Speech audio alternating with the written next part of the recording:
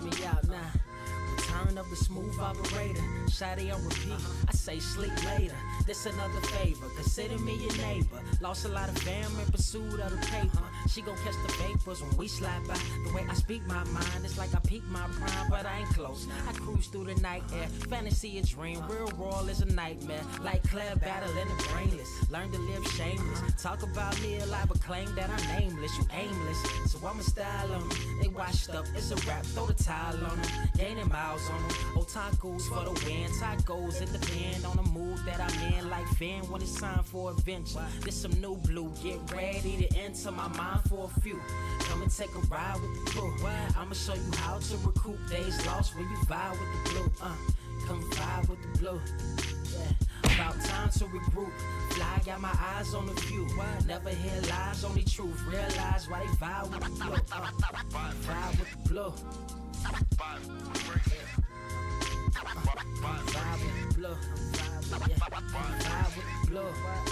Vibe with the blue. Vibe with the blue.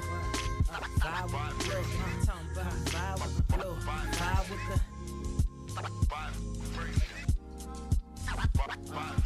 vibe with the sky. Wait, you know the rest. I'm blessed. I see you frontin' like you ain't impressed, but I still get requests. I'm playing Zelda on the GameCube. I quit spamming my music. Don't ever try forcing the links. That's a high rule. The wind waker, Mother Nature on my side too, controlling the elements. Go and check my avatar. I'm arrows ahead. Get the point. Moving forward. The battle scars accumulated over time are reminders of what I went through as a mind. The trees broke down for this loose leaf. If life's a game of death, I'm Bruce Lee. Ooh wee. Lose sleep on the regular, trying to get this word out. Then I crash nebula. Wish I had a very odd parent, maybe two, but it's cool. Everybody pays dues. Now it's time to make moves. Granny didn't raise me to lose. Think I'm in the mood for a cruise. Wanna ride? Come and vibe with the blue. Come vibe with the blue. Come vibe with the blue. Come vibe with the blue.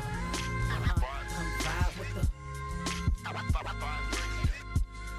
Check this out, y'all. I'm back spazzing like the elderly. Worth of my cousin Beverly. Never swear away from the truth. Just ask Heather. Be weather, be tripping. Starting to control like our destiny. Always give you the best of me until the death of me. My weaponry is a paintbrush. Hush, don't tell my secret. They get a hold of it. If you leak it, get it. It's cool. Got you covered though, look. But let me get back to that cool-ish, loose-ish. Why they still lying? They don't do this bad at board games. Whole world clueless, selling they soul for Roof Chris. Who's this honored fella? Need a slice, extra mozzarella. Crew got born like they don't trust fun. Why you dodge to tell her? You don't know, but my eyes are better. Life's a gamble, depending on who holding the cards. You can start living at large or it's bon voyage. Charge it to the game. Me and you ain't the same. I'm thinking bigger pictures. Why you still shrinking the frame? Ever blink in the rain?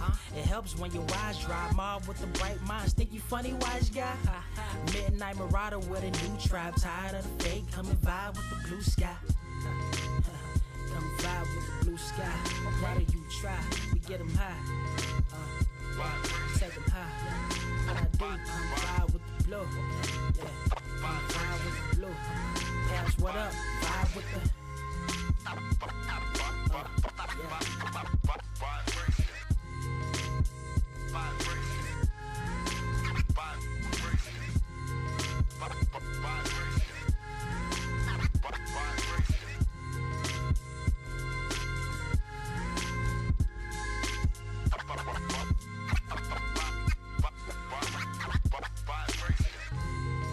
Motherfucker, are you out of your damn mind?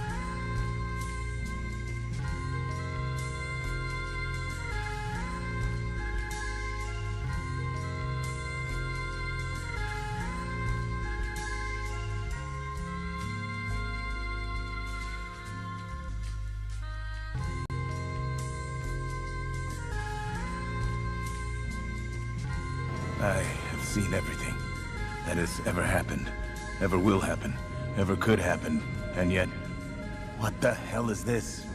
Are you ready? I might take a couple of heads a night. Somebody give me a guillotine. I just might ride on my enemies. Thou can I fuck on my energy. Nowadays they just talk, but they talk about nothing. Nowadays everybody wanna say something. Goddamn, I'm the man and it feel like it. Give a damn about a hater when I feel like it. Not today, not today, not today, not tomorrow. Get out my way, please, I'm trying to get paid. All right. What is up, Earth's mightiest subscribers? It is your boy, Ernie, the Blerd without fear. Got the homie Robo of Left Face TV. That's me. And guess what? You are on the Nerds of Culture, number 36, which is like, you know, I get what was we said? We said it's like the woke shade room, you know, but That's right. Yeah, we're the woke shade woke room. shade room for nerds. You know what I'm saying? Woke shade room for nerds. Okay. That's the well, we don't say that's the tweet anymore. That's the thread. That's the thread. That's we don't do Twitter no more. Because what's Twitter? I don't even know what that is. What? Yeah, Twitter. It's dead. It's dead. Yeah. We had a memorial. We split the ashes. He got half ashes. I got the other half of the ashes. This little urn behind us. And, I threw mine in the trash. I threw mine in the trash. I actually use mine because I like to reuse and recycle. So mine's in the cat litter. I respect it. You know what I mean? Because it's absorbent. Wow. I respect it though. I respect it. I respect that shit. I respect that shit. But yeah, no, man, we back. We back, and man, we got some stuff to talk about. A lot of wild-ish has been happening. Some of the stuff we're actually going to be talking about is kind of I guess was kind of partially responsible for some of that. We're actually going to be hitting up a few different things. But before we really like dig in, oh man, before we really dig in, I want to shout out. I want to shout out to y'all because the transition from Twitter to Threads and how well it has been going, I think is well, I mean, yeah, some of it is attributed to the fact that the Threads algorithm is heavily favoring people who announce that they have left Twitter to go to Threads. However, it's a magic spell. I love it. It's a magic bell. You just look. All you gotta do is you wiggle your nose and say that, and then it just happens. I didn't believe it, but I know. Well, it actually leads into a darker conversation that I don't want to go into because we'll never get to the topic then at that point. It's something that I've learned. Know. It's something that. Well, I'll tell you. I'll say it. What if I promise? I promise. We'll cage it. We'll cage it. We'll breed it. Finish what you're gonna say. But I want to talk about it. But no, a lot of y'all who whether you were already on Threads or you discovered that we were on Threads, a lot of y'all have been really good about spreading the word, so we appreciate that. But no, one of the things I noticed about Threads is, man, there are a lot of people who will whole ass steal your post to to do like, and I want to make sure I'm clear on this. I'm not gonna put old boy on blast that did it because at least he was cool. He apologized. Like, and the funny thing about it was it wasn't even that he took a post that I put on Threads. It was a post. It was something I said on Twitter.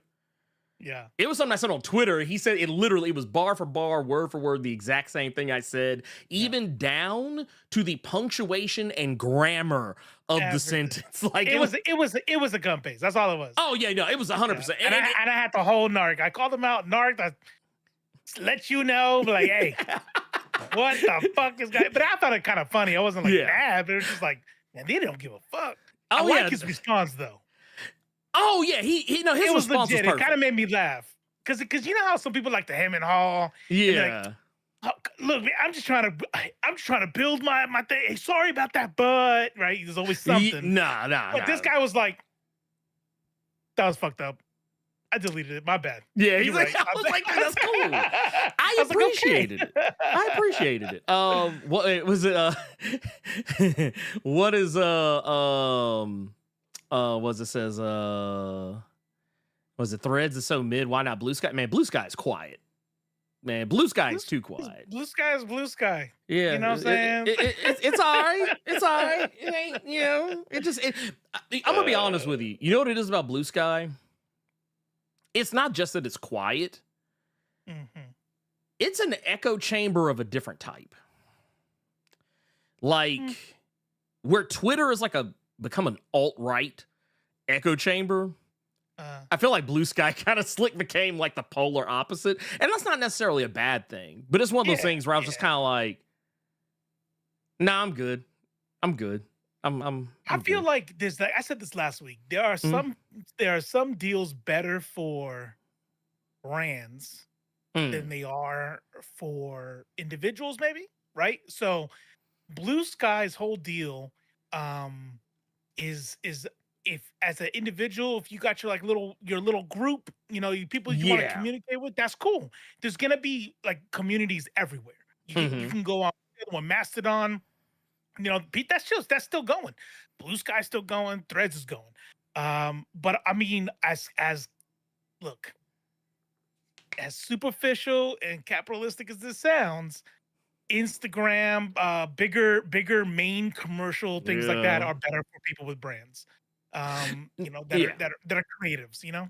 Not to mention, you can actually tag people who are on Instagram but not on Threads. You can actually tag them and it'll pull up like their Instagram and shit. Like it's already baked in. I mean, I feel there are definitely some things I wish Threads had that I feel like other social media sites either have currently or are about to have. Like, to be fair, that was also another beef I had with Blue Sky, was that I was like, man, y'all came out the gate using damn near the same code as Twitter, and you ain't even got GIFs. I can't embed a video. What kind of ghetto ass shit is this? I was like, and now to be fair, got it now, but it was kind of late. You was late to the party. You was late to the party. I was like, no, I'm sorry, I can't do it here. I can't do it. Not to mention, you got to also think about this too. I came from Twitter, where like I think as of my exiting Twitter, I think I was like 7,000 something followers. I came to Blue Sky, and it was like if I posted something, and it wasn't like I wasn't trying. I tried to start conversations, but man, people were not responding, and it was like, oh, okay, you got like 2 likes, and I was like, oh, okay, yeah, I'm off this hoe. Like Threads is like, now it's not that Threads is like always fucking popping off, you know, like where, you know, I'm like constantly, you know, getting like hundreds of thousands, whatever. Like it ain't there yet. Not for me at least. But when it does happen, Nerds Culture got their own Threads, and it's already at 2,500 subs, 2,500 followers. Looking good. Look, the traffic is good over there. Like, here's what I'll always say, just for people who are like worried about the environment, not the environment, but like their community, right? All this shit is driven by the algorithm. And 100%. And that's why I stayed on Twitter for as long as I did, because yes, Elon Musk is a transphobic white supremacist. Yes, you know, the when they took away the censors, it got worse. But at least I just block people, and it'll, you know. But then just shit started getting to the point where, like, if you check out my reel on my Instagram, I put a video up that details the list of slurs that people like Andrew Tate and libs of TikTok were allowed to say. We're talking about the hard N-word, the F slur, all of it. And there was a white list. Then you go on there, and if you put the word cis, cis, which is like the cis normative, like if you're not trans, you're cis. He made it a slur. He sure did. Like if you put man, it's I don't know, like why isn't there a cis appreciation day? I don't fucking know. Yeah, like, yeah. You know, flag, it'll be like, oh, this violates. I'm like, look, you know what? It's like, bro, I'm fucking out. I'm out. Fuck this shit. Stop. No, we ain't doing that here. No, I mean, like I said, I got like, you know, when they were talking about, they were flagging people for saying, like, calling people weird, like calling right-wing people weird. Did that end up happening? It happened on a limited capacity. Like one of my posts, they actually, you know what they did? They did the thing that remember I was joking with you about this the other day when I was posting something. It was basically to the tune of "fuck Elon Musk," and they were like, do you want to reconsider posting that? We don't really right. Twitter did one of those things. We're like, well, posts like this are considered very negative and I was like, man, get the fuck out of here, dude. I literally just saw some dude like use the hard R, and that dude's shit is fully visible, 100%. Not fucking limited or anything of that fucking magnitude. Yeah. So yeah, he get just the fuck wants out to make of it here. a true social bullshit. Yeah. He knows what he's doing, and he thinks it's gonna pay. It's not. Somebody said they can't wait till it becomes the next MySpace. I'm telling you, if you gave here, check this out. If you like Blue Sky, be on Blue Sky. If you like smaller communities, very leftist, progressive communities, cool. I'm with you. I get it. But if you like a lot of content, if you like, people and celebrities and following the news and artists and shit like that, then give Threads a try now. Yes. If you gave it, let's say like 6 months ago, you tried it, try it again now. Yeah. I'm telling it's not you, the same app. It's not the same app. It's not. And it's only going to get better not because Threads is good, not because Zuckerberg is better than Elon Musk. No. But because they are not, because they're a real company. And don't make me defend corporations. Fuck billionaires, right? But what we have through Meta is a corporation that gives a fuck about advertisers, so they have a normal terms of service. Like just what you would expect out of anywhere. They're like, oh, no, you can't say that. You know what I mean? Yeah. And and it's not perfect, but yeah, just create your own. Be responsible for your own algorithm. Follow, don't follow me if you don't want to hear about politics, because that's all I post. But you can follow Nerds of Culture. Because and Ernie, because Nerds of Culture is, obviously it's ours, but Ernie got his own brand, his own platform. Yeah. So if you see Nerds of Culture posting, it's probably me. Well, and I will also say, before anyone asks, if there will be a Blerd Cave Threads, ask Carter. I ain't got time for that shit. Yeah, like I will tell you right now, I barely have time to run a YouTube channel and post on social media. So no, that is a hard no. It would have to be somebody else. It would not, like, if you saw a Blerd Cave, I'm gonna go ahead and say right now, if you see a Blerd Cave Threads account, any social media account, it ain't me. Okay, it ain't me. I'm just gonna be honest with you. It's not me. I don't want anyone going around saying, "Hey, dude, man, the Blerd. I saw the Blerd Cave Threads popping off, man. They were talking about da. Wasn't me. Like, I'm gonna be like Shaggy for real. Be like, it wasn't. Only I'm for real. Only I'm for real. I ain't joking. I'm for real. I'm like, it wasn't me. Yeah, it wasn't me. Respect. But yeah, that said, yeah, we've had a pretty interesting week of random and sundry bullshit going on, and man, I had a little bit of an interaction over the week, and it made me realize something. It kind of led down this rabbit hole of things that we're going to be talking about. They're all kind of loosely, connected to one another. But one of the first things is just the fun factor. It's the fun factor for me about nerddom. It's half the reason most of us are here is, it's fucking fun. And you know what's fun? You know what's real fun? What probably more fun than anything else when it comes to nerd culture, when it comes to comic books and video games and movies and TV shows and all that good shit. So when I get to read y'all super chats. So y'all know I was going. I was like, I had no idea where this is going, so I'm just gonna shut up. He's like, yeah, I'm just gonna ride, man. Just ride with it, man. Just ride with it, man. Ride with him. He's cooking. He's cooking. But no, we have got. Here, I'm gonna pull this up. Oh, here, let me move this a little bit. We need to. We need to do that. I want to put this on the agenda. Is fixing this window. I want to fix this window. It's a weird, awkward size. There we go. We'll deal with that later. We'll deal with that. That's not important right now. What is important is these super chats. We got one here from this is Bone Factory out here with a 5. Says Mary Wings, first openly gay woman comic book creator today at 75. Whoa.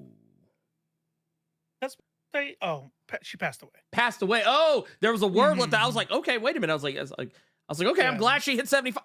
dang. Okay, now that's less happy. Just now she wrote her first comic at 75. I was like, oh shit, that's what I thought. I was like, oh shit, let's go, dude. I was like, let's fucking go. Like, I was I'm like, pretty sure there've been other openly gay women, but you know what? I was like, you know what, dude, no bullshit. I was literally prepared. Like, I had my finger on the fucking clue bomb. I was gonna be like, oh yeah, let's go. I was like, let's fucking go. But no, that makes me sad now. And yeah, that's makes me awesome. sad. Respect. 75. Yes. 75. If I hear 75 and up, anything less than 75, I might be like, oh man, that's No. Anything more than 75 and up, if I die after 75, I want you all to celebrate. Like, he made it. He got to the end. he did it. He made it. Like, I feel like you hit level 75. You did pretty good. That's right. But yeah, no, that is no less sad. Man, that sucks. And also I've learned a little bit of a little bit of history, a little bit of comic book history, if you will. But you know what? Just the same, because you know what? I'm today years old, so it's new to me. I'm hitting the bomb anyway, just for the just for the historical component of it. So for her, there we go. We hit the bomb for her. We got her out here. We also got Stomp 10 out here with 499 says, I was rewatching Deadpool 2 and it's still good, but there's a lot of black jokes. Makes sense because Ryan did get married on plantation. I didn't know about that. That is wild to me. That is actually wild to me. Yeah, I was like, I remember. Maybe I heard it once, but just didn't think anything of it. But yeah, well, you know what it is? I'm gonna tell you what it is. And this is why I think your mileage is always going to vary with Deadpool content. Well, and not so much in the comic book spectrum, but in the movie spectrum, because Ryan Reynolds goes well and out of his way to try and make the jokes as offensive as possible, but not be so offensive that they alienate everybody possible. Like, it's got to have some irreverence to it. So, like, it depends. Like, I'm not gonna lie, it depends on the joke. Like, the jokes about Black Tom. Yeah, I rewatched it like the week that I went to go see. Actually, watched both first and second movie. I think the day or two before I went to go see the movie, and the jokes about Black Tom Cassidy I actually thought were legitimately funny. I thought they were legitimately funny because it was like, oh, he's Black Tom, but he's a white guy. It's like, I was like, oh, that's cute, that's funny, whatever. There are a couple of jokes that I think that were about Zazie Beetz' character, Domino, that were kind of, and maybe even one or two directed at Blind Al, and I was just like, whatever. What were they? What do you remember? I don't remember them off the top of my head, but I mean, it was just like little passing. It was like little passing remark shit. But it was like, but the jokes usually revolved around skin color, like calling a character like Black this or Black that or whatever. And I was like, it's one of those things. I was like, whatever. I was like, I don't care. It's one of those things that like Deadpool is. Man, I don't want to make it sound like I'm being a fun police person, considering what we're going to be talking about, but I honestly think Deadpool's probably one of the lowest forms of comic book humor. It doesn't mean that I hate it. It just means I recognize, what it is. You said comic book humor. What do you think about the writing of the movie itself, though? Is that funny to you, or do you mean that kind of humor? That kind of humor. That kind of humor. Man. Like that. That's It's a I'm not a dick and fart jokes guy. I don't find I'm not a dick and fart jokes guy. But now I'm rethinking my intro sound. I mean, a fart can be funny in context to something, but it's one of those things that farts are always funny to me. Always. Well, if you tell me my dad died and then fart right after, I might still give you a chuckle and then cry. They cry. Oh, damn. I'm like, that was a good one. That was good. But no, Oh, it's one of those situations where for me, like if you, I don't know, I don't. It's not to say that I like smart humor. It's just that like when I think about things that make me laugh, like. I mean, yeah, it's not say I won't laugh at a dick or fart joke. I mean, yeah, I'll laugh at them, but like it's kind of like how I treat jump scares in horror movies. I'm like, it is what it is. I was like, I think that it's like, it's just a thing. It's a thing that happened. But no, I don't really. I'm not gonna hold Deadpool's feet to the fire. It'd be a fool's errand at best. Yeah. Yeah. I Um, mean, I won't I won't take anything away from anybody if anybody found it personally offensive. mhm. I always say the same thing when it comes to this kind of stuff. I said, you gotta really reach down and do like and this is just the way my brain works. There are some things that I know are objectively offensive. Like, no, you are a piece of shit for saying that. Mhm. Then there are some things that I find offensive, but I don't know reaches the level of objective, offensive. That makes sense. Yeah, You know yeah, what I'm saying? So like, yeah. That makes sense. that I don't like. For example, farting in a funeral, right? Like, I don't think. See, I mean, see, sometimes, right? I mean, yeah. It like I said, it's all in context. It's all in context That's of the right. situation. That's Like, right. Yeah. And some people might go, "That's not fucking funny. That's disrespectful. I am offended." But I don't know if I'd say farting in a funeral is objectively always offensive, no matter who you are, right? No, And so no. that's how it is. So I would have to rewatch the movie, pay attention to the jokes. But whatever I think of it, whatever anybody thinks of it, you're still allowed to be offended. Yeah. And that's okay. Oh yeah, yeah. And like I say, everything is all just based on the context of where I hear it. I'm able to walk and chew bubble gum at the same time. Like if I watch something and someone says something that's kind of offensive, but like if it's done in a way that like I feel isn't mean spirited, I'm kind of like I'm a little bit more likely to give it a little bit of grace.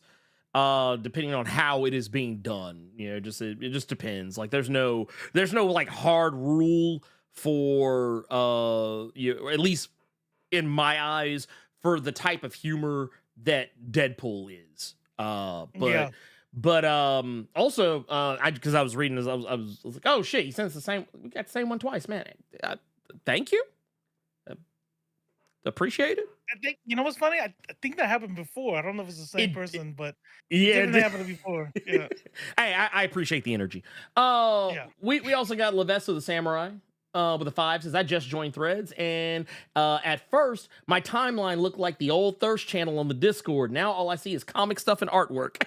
The algorithm is, let me tell you something for real.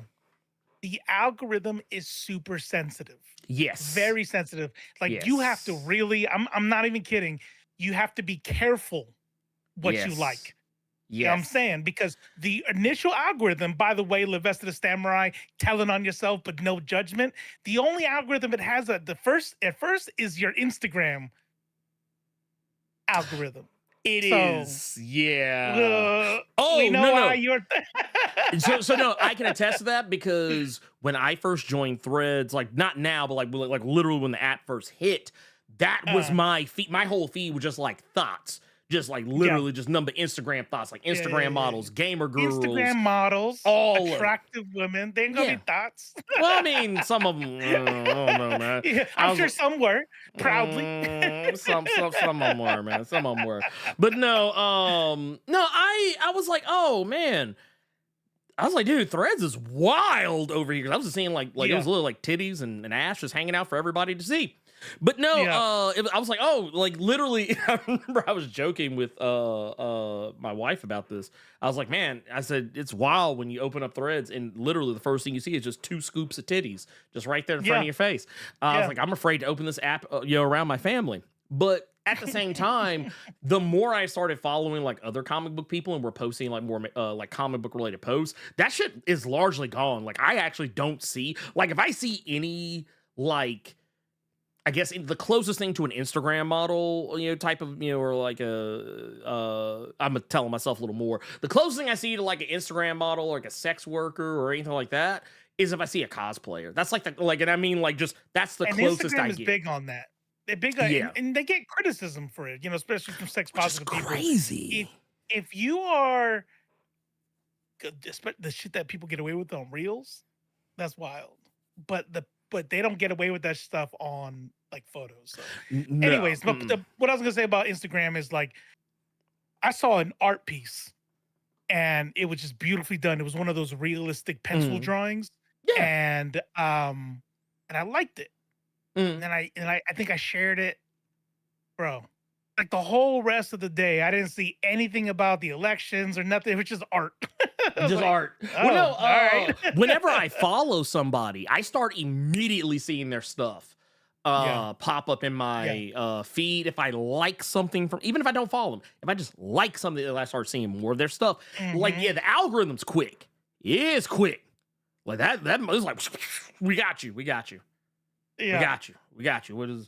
Wait, you like this? There you go. Here's like 10, 20 posts right there. That's Just like, it. oh, wait, you like some titties? Boom, boom, boom. Here you go. There we go. We got you. We got titties over here for you. Also, you can go on the top of your feed and change it from for you to and followed. Yeah. Yeah. So like, which somebody they said didn't have that before. They didn't have that before. So somebody said it says I don't remember who said it earlier, but they did add that. So you don't have to have a For You page. You can just set it to who you're following. This one wasn't a super chat, but I pinned it anyway because it was important. Oh, what you got? Sometimes, what does it say? See, I gotta go harder in the gym. First it was Hugh Jackman and Deadpool and Wolverine. Now it's Robo looking like he came straight from there. I had to read that out because, I mean, I respect it. I respect it. I respect it. I respect that. Yeah. I appreciate you, Sir Yurgi. Also, man, what's up, Cypher out here?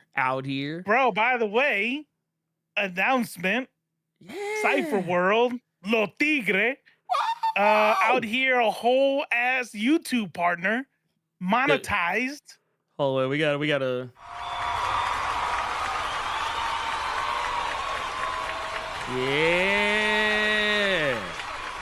Yeah. Oh, I can't hear that. Oh, I think I have it muted for you. Oh, God. Maybe. I heard the intro, but not that one. Oh, really? Oh, interesting. That's crazy. Sometimes I can hear shit. Sometimes I can't. You never know. Mojo Quiz said, "What's happening, peeps?" Just popped in to say Deadpool and Wolverine was lame as fuck. Damn. Out here, bro. I know he's trolling. Smooth Entertainment, subscribe with a Prime sub. Appreciate that. We love to see it. This type of action we like to see. We love to see it. Yes. But yeah, no, our homie Cypher, he got it. He nailed it. He is a full-on YouTube partner. He has been working tirelessly. I almost said tiresly. I'm thinking about cars and tires for whatever reason. I don't know why, but no, he has been working tirelessly at this. So I'm gonna hit the bomb for him. Out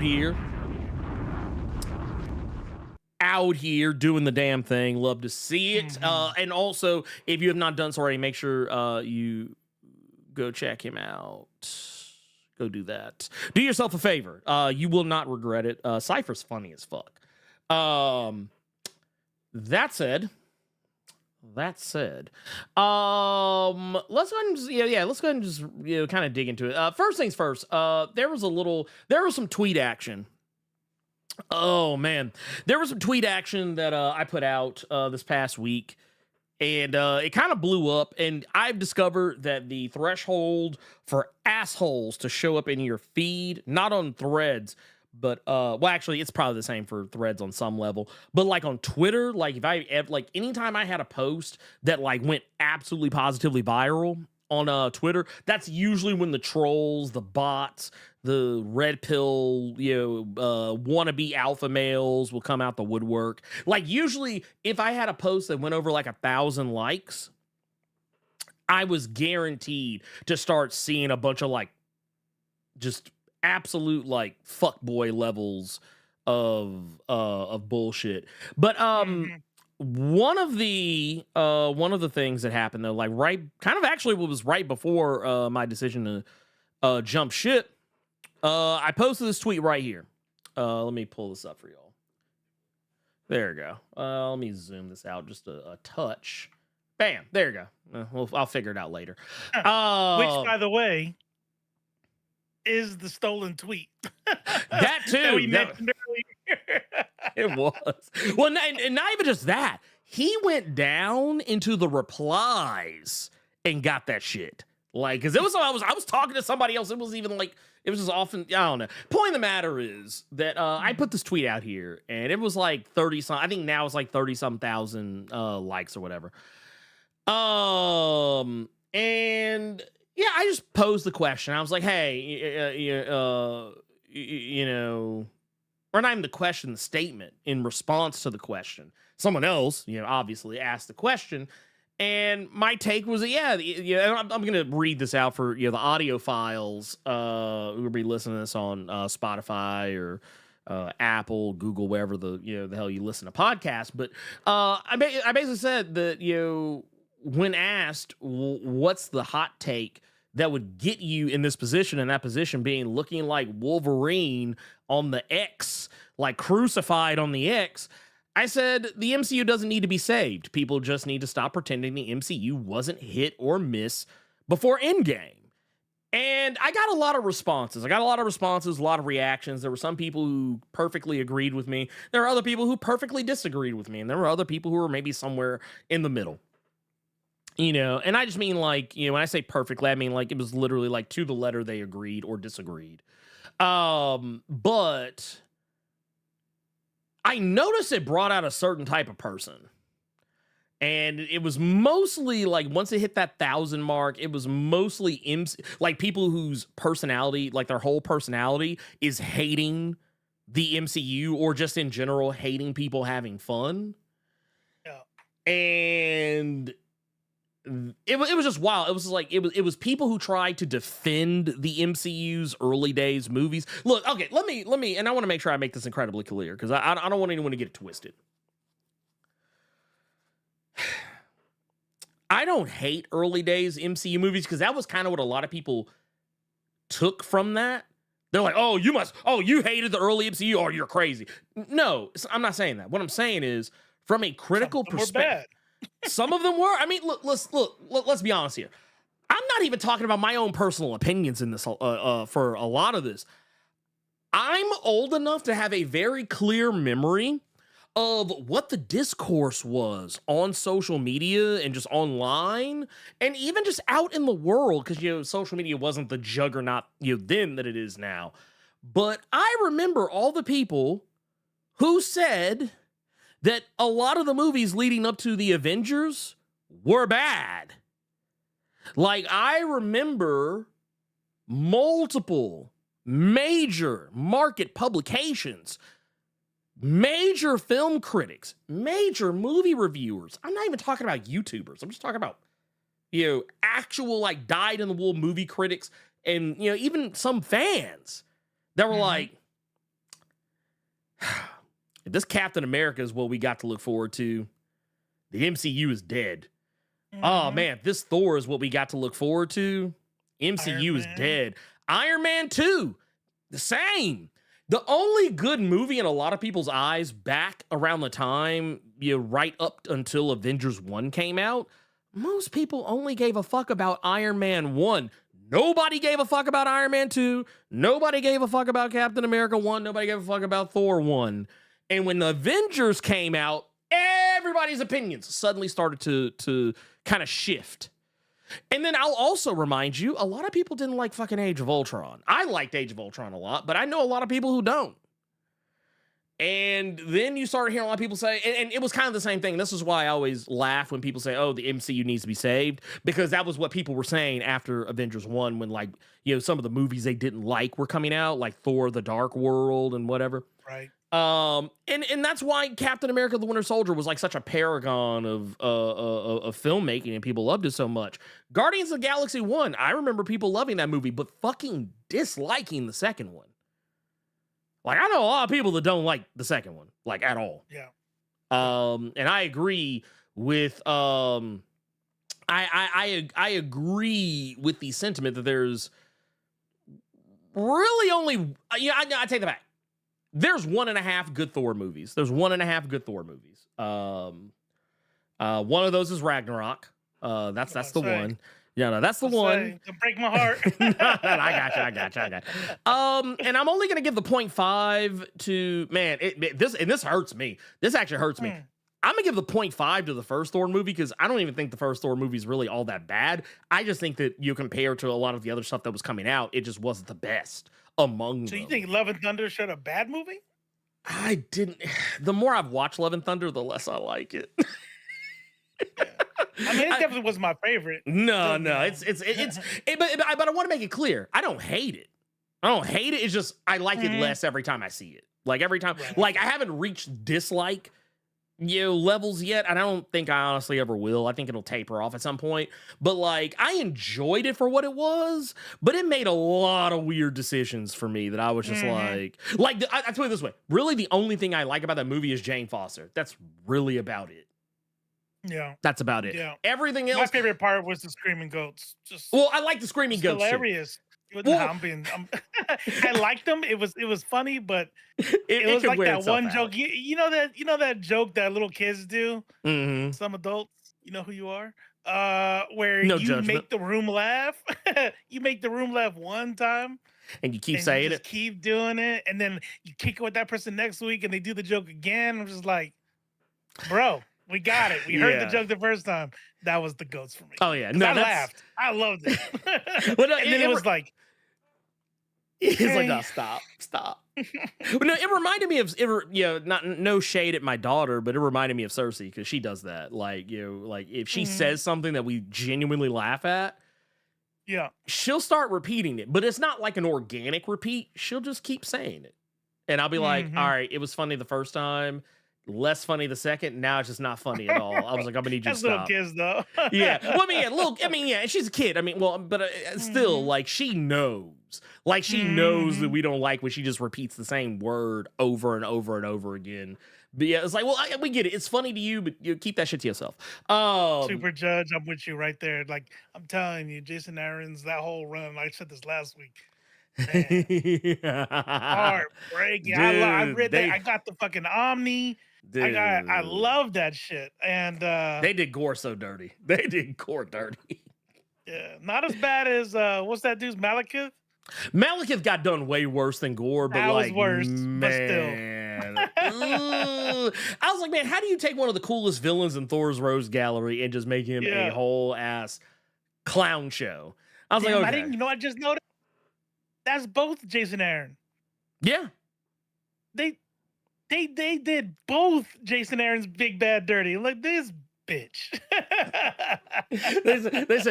they say, hey, y'all know how Jason Aaron been writing Malekith better than he's ever been written in the history of publication? Yeah. Guess what? We putting him in the Thor movie. Oh, bet. But we are not going to address. We're not even reading any of the Jason Aaron Malekith. We're just telling you that we're putting. We're just telling you putting in there so you get excited. We heard Dark Elf and we just stopped there. He's like, say less. Let's go. I already know how we're gonna do this.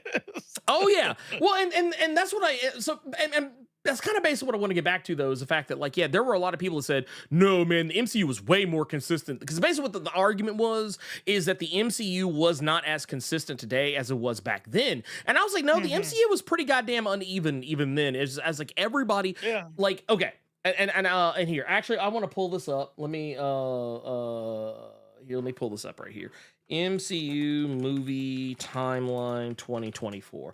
Okay, so when you think about every single movie that has ever been released, it is you take let's see here, every MCU movie. There you go. Yeah. Okay. I want to pull some of these up. I'm going to pull some of these up because I really want people to understand where I'm coming from here. I don't want anyone to think that, like, you know, I'm exaggerating when I say the things that I'm ultimately about to fucking say. First and foremost, yeah, Iron Man. Iron Man 1, fantastic. Fantastic. It's a fantastic film for fantastic people. This is what it is. We don't besmirch the good name of Iron Man 1. It's not a perfect movie, but it ain't bad. It ain't bad. We'll put it like that. Let's see here. And then, like, once you go from there, like I said, you got Cap 1, Thor 1, Iron Man 2. No. I take that back. I actually like Cap 1, but only parts of it. The early goings of it are they're a little hit or miss for me. They're a little hit or miss for me.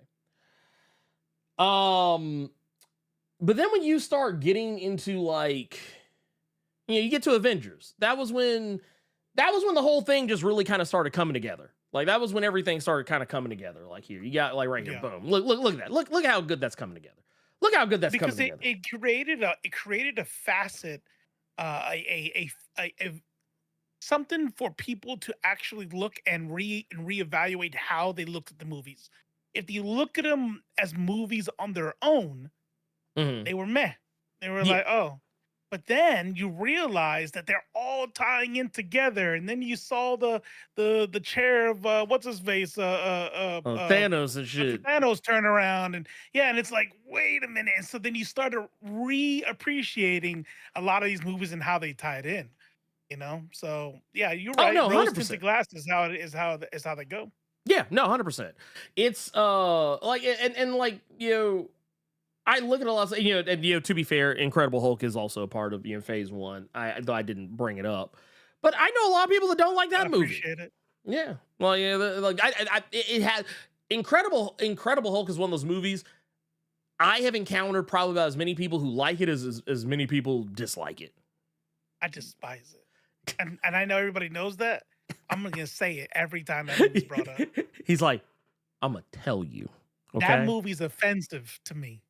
Okay, it's a slur. Its existence is a slur. I mean, you know, it's funny because, like, I've always kind of waxed and waned on Incredible Hulk. I don't dislike it or anything. I don't love it either. But I do think it's a fascinating piece of filmmaking just because it was in that weird period where, because some people don't remember this, Marvel was in a little bit of trouble leading up to Avengers. I believe it was Paramount. Was it Paramount? I think it was Paramount that had all the rights and everything to the stuff. Like, or Universal? I think it was Universal for Hulk, well, right? It was Universal for Hulk, but like Paramount had the other stuff, I think, and then somewhere in the middle, okay. Marvel Studios was created. And like there was some kind of wishy-washiness because, you know, Marvel was starting to like, ooh, we're making our own movies. You know, these movies are going to be our movies, not Paramount making them, but it's going to be us making them. And it's like, oh, okay, that's going to be interesting. And then, like, you know, you started seeing some kind of, you know, weird efforts pop out as a result of that. But no, I laugh. I laugh because, well, for one, I think it's fucking funny. I think all of this is. I think all of it's fucking hilarious on some level. But I also remember like how people received so many other Marvel, you know, phase films. Yeah, like there were so like we're on phase 5 now, I believe it were. I believe we're phase 5 deep. Like I'll tell you what, we're so phase 5 deep, there's still people who think we're still in phase 4. Because I remember there were some people who were trying to argue with me that phase 4 is just 100% like, you know, 10 million% fucking mid. And they were talking about movies that are coming out now. And I was like, well, first off, I said, these are phase 5 films. And they're like, They're like, I guess. But like I'll bring this one up here because we got here's a phase 2 one. Here we go. There it is. Yeah. So phase 2, we've got Iron Man 3. I dislike this movie vehemently. Like the way that Robo feels about Incredible Hulk, this movie is a slur to me. This movie is a fucking slur. Like, this is my slur. This is my slur. Who's the big bad on that one? Is that Ultron? The not Mandarin. The not Mandarin with the fucking whips and shit. Yeah, that's right. It was. This was the one where they had it was Ben Kingsley. And he was supposed to be the man. I was like, dude, okay. I was like, y'all whitewash or, you know, because kind of sort of Ben Kingsley isn't 100% white, but, you know, still, point of the matter is, I was like, okay, y'all lightened up the Mandarin. Okay, a little weird, but I mean, it's cool. So, you know, we're not making. Retconned it, right? And then they retconned it, like, not even halfway through the fucking movie. And then you bring in Guy Pearce. And make I'm the real Mandarin. And I was like, dude, this is whack. I was like, this is so whack. I was like, there's one thing, I will say this. I'll say one nice thing about Iron Man 3, and it's this. There's a scene in that movie where Iron Man gets his armor back and he's beating the shit out of everybody. And then there's one dude left, and that dude, like, he just looks, he's like, man, I don't even like these dudes. And he just runs off. It's funny because it's the same joke they used, I think almost a year or two later in Luke Cage. But I loved it just the same. Like, I was like, I said, this is realistic. This guy said, you know what? I'm out. Yeah. Thor the Dark World, terrible. Objectively fucking terrible. Bad. Just bad. This is probably the one MCU movie I have watched the least. Like, easily, it's the least. Captain America, Winter Soldier, like I said earlier, paragon of filmmaking. Guardians of the Galaxy. Everybody, loved. I think a lot of people didn't know what the fuck to think of Guardians of the Galaxy at first, but like everybody went to go see it and loved it. Yeah. Like, this became a meme for how Marvel couldn't miss. Like, oh, dude, they got you. Because nobody knew who the hell Guardians of the Galaxy was before this. Right. No, that people are like, oh, dude, they got you to care about a talking tree and a talking raccoon. Yeah. That was the joke. Yeah. I mean, if you really think about it, they did it with Iron Man.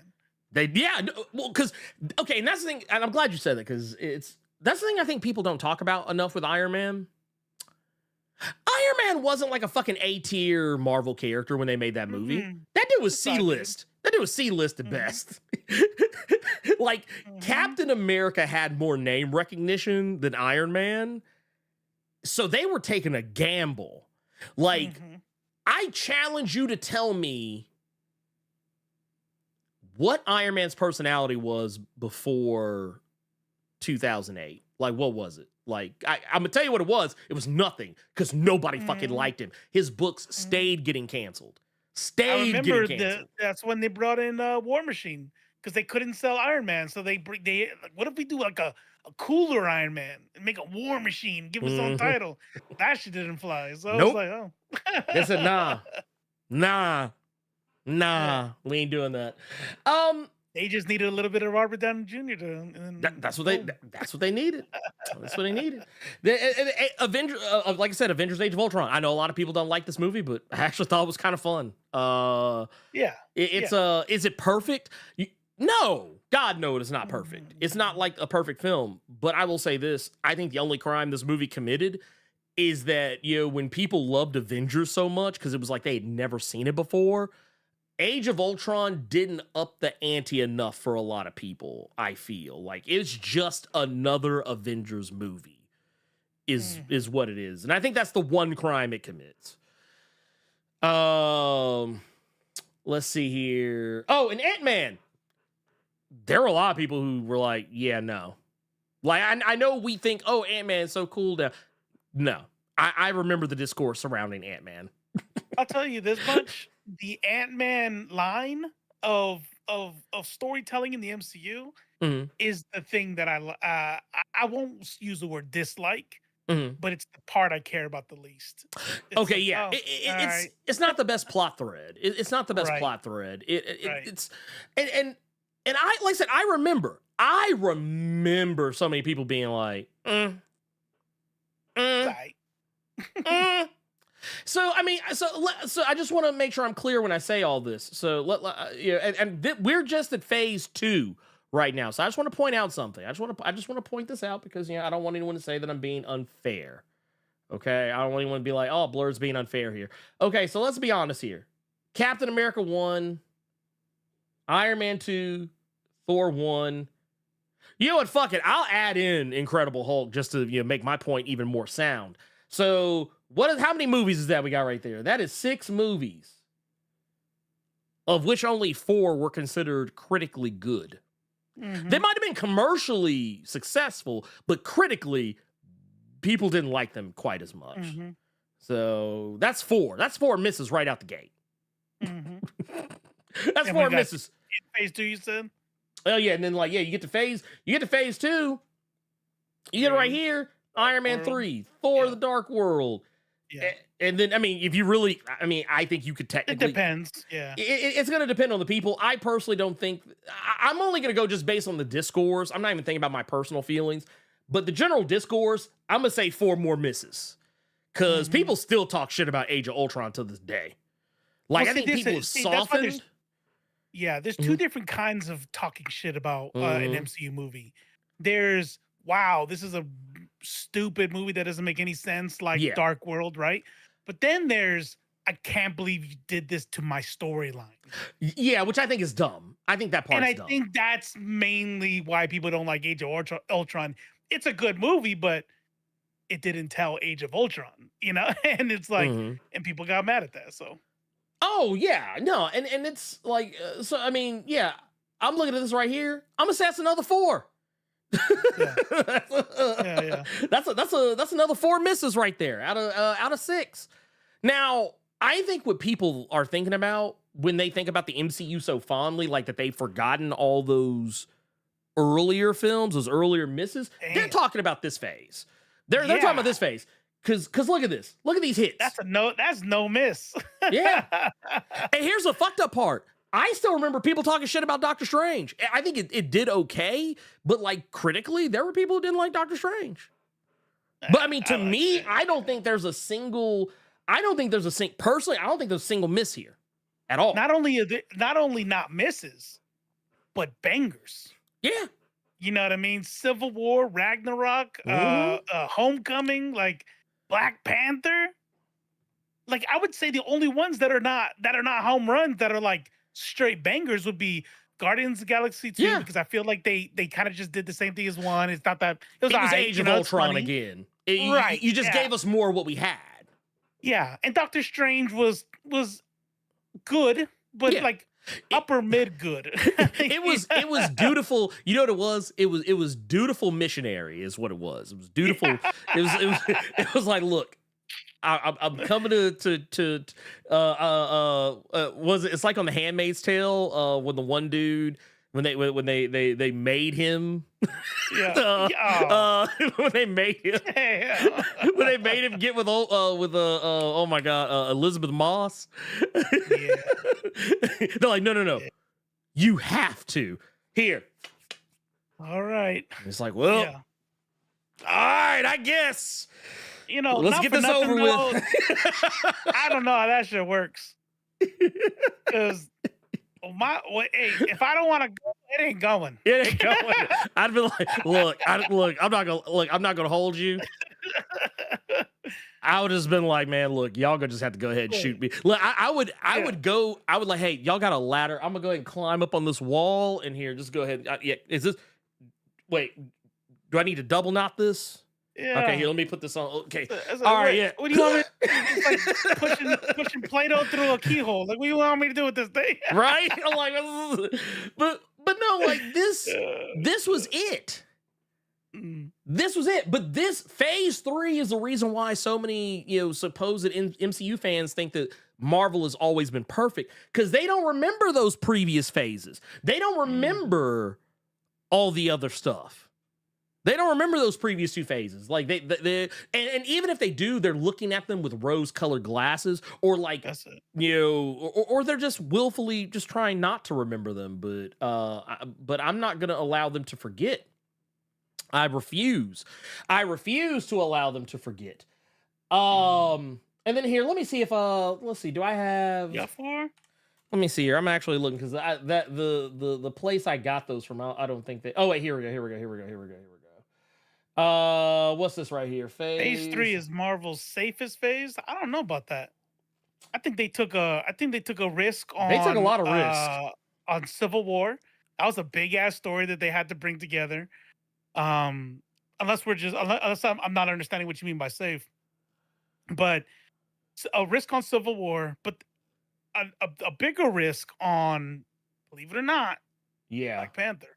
Oh, Black Panther was a huge risk. Could have easily been a miss. You know what I mean? 100%. But they just did it. They did it beautifully. We got it. But I think that was a risk there. Oh no, that was a big time risk. There's no way that wasn't. It was like, honestly, that's the phase that easily could have brought down the whole ship. Mm-hmm.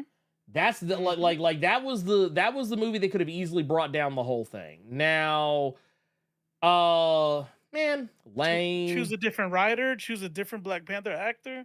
It could have been all doo-doo water. Oh man, and you also, hell, if you got a director who didn't understand the vision, the vision of these movies, like you got somebody that didn't get it, like someone who was just there, someone who was just there for the ride, not actually understanding what it was that they were supposed to be doing. And hell, I've even seen where, even going back to like before Phase 4 films actually started coming out, there were people who were saying the shit was gonna flop, that it was gonna like bomb, that it was not going to be good. So I mean, it just is what it is. But I'm gonna tell you what I'm gonna do here. This is what I'm gonna do here. I'm actually just gonna go here for this. We're gonna go to Wikipedia. I was about to say, yeah, they had the whole thing. Yeah, we're just gonna do that because the other website failed me. Also, apparently, those pictures came from a site that was like whole ass problematic. But yeah, whatever. Oh, they were like, "Oh man, these movies, the MCU Phase 4 is gonna flop. It's gonna flop. It's terrible because it went woke." But no, let's see here. Or actually, no, wait. Let's go back. Because I think we're a little bit ahead. Let's go back. We're gonna scroll back through this. So that's Phase 1, Phase 2. Okay, here it is. We had more in Phase 3. Oh, that's what it was. Okay, yeah, so yeah, here, right here. Let's go here. So this just makes the statement even worse. So first off, Phase 3 is the longest phase of the entire thing. It's the longest phase. Shit. Both Spider-Mans were in one phase. Okay. Yeah. So yeah, you had Captain America Civil War, Doctor Strange, GOTG Volume 2. You had Spider-Man Homecoming. You had Thor Ragnarok, Black Panther, Avengers Infinity War, Ant-Man and the Wasp, Captain Marvel, Avengers Endgame, and Spider-Man Far From Home to close it out. I'm sorry, but Phase 3? That's it. That's why y'all think that. That or not y'all, yeah. I'm not saying y'all, but why those people think that. Because I mean, I look in here. God damn, Phase 3 was peak. That was near peak. perfection. Yeah. Like, you know what it was? It was the chili recipe that got perfected. Yeah. It was like that first chili you made. I mean, it wasn't bad. It was good. The second time, you was like, okay, let me add a little more paprika or some shit. I don't know. and this third one is like, you actually did your due diligence. You went to the grocery store. You got the right ingredients. You actually watched like a whole 2-hour tutorial on how to make the perfect chili, and you actually followed that to perfection. And that's basically what Phase 3 is. It was like, okay, we've done this a couple of times. We get it. Money. But while talking about on the other screen, we're over here talking about Civil War and all, and Black Panther. This is the phase that gave us Infinity War and Endgame. which I don't care who you are. If you don't like those movies, you are a contrarian. There is no way, dude. It was That's good. why. I heard people say, like, bro, the entire theater watching Peter Parker say goodbye, crying, dude, literally fucking crying, and it's like, I'm like, ain't no way. Wait, Sir Eugene said Phase 3 is a recipe that made the Powerpuff Girls. Man, I'm telling you, the sugar, spice, everything nice, man. You know, it was beautiful. Yeah. Also, man, dude, you know we also because I want to make sure we don't lose this. But man, look, we got our boys out here, our peoples out here. Gearless Mo out here says with the oh yeah, let me hold on. I gotta get a sip of some water because it's my favorite part. Okay. All right, I'm ready. We got Gearless Mo out here with the 1999 super chat. We got says another point. Wesley Snipes was trying to make Black Panther before he pivoted to make Blade. That was actually so here's the thing. Here's what I remember. And I'll never forget this shit. I remember reading in it was a comic news magazine like way back in the day. If it tells you how old this magazine was, John Wesley Shipp was on the cover as the Flash. And in the back of that book, it said, and I quote, that Wesley Snipes is going to be Black Panther. And let me tell you something. I'm actually kind of glad that movie didn't get made because the more I read about the behind the scenes on it, I was like, ooh, this is sad. This is sad. I was like, this is not gonna be the Black Panther movie we ultimately got. Like this would have been like y'all were okay. Here, I know some of y'all will probably remember this. I'll tell you what, it sounds like that's a short you need to make. Ooh, that does actually. I should write that down. Where's my notepad? I need my notepad. I can see you making that short. I need to make that here. Let's see. Let's see. Bam. Let's see. The Black Panther who never was. But no, we have also got right here.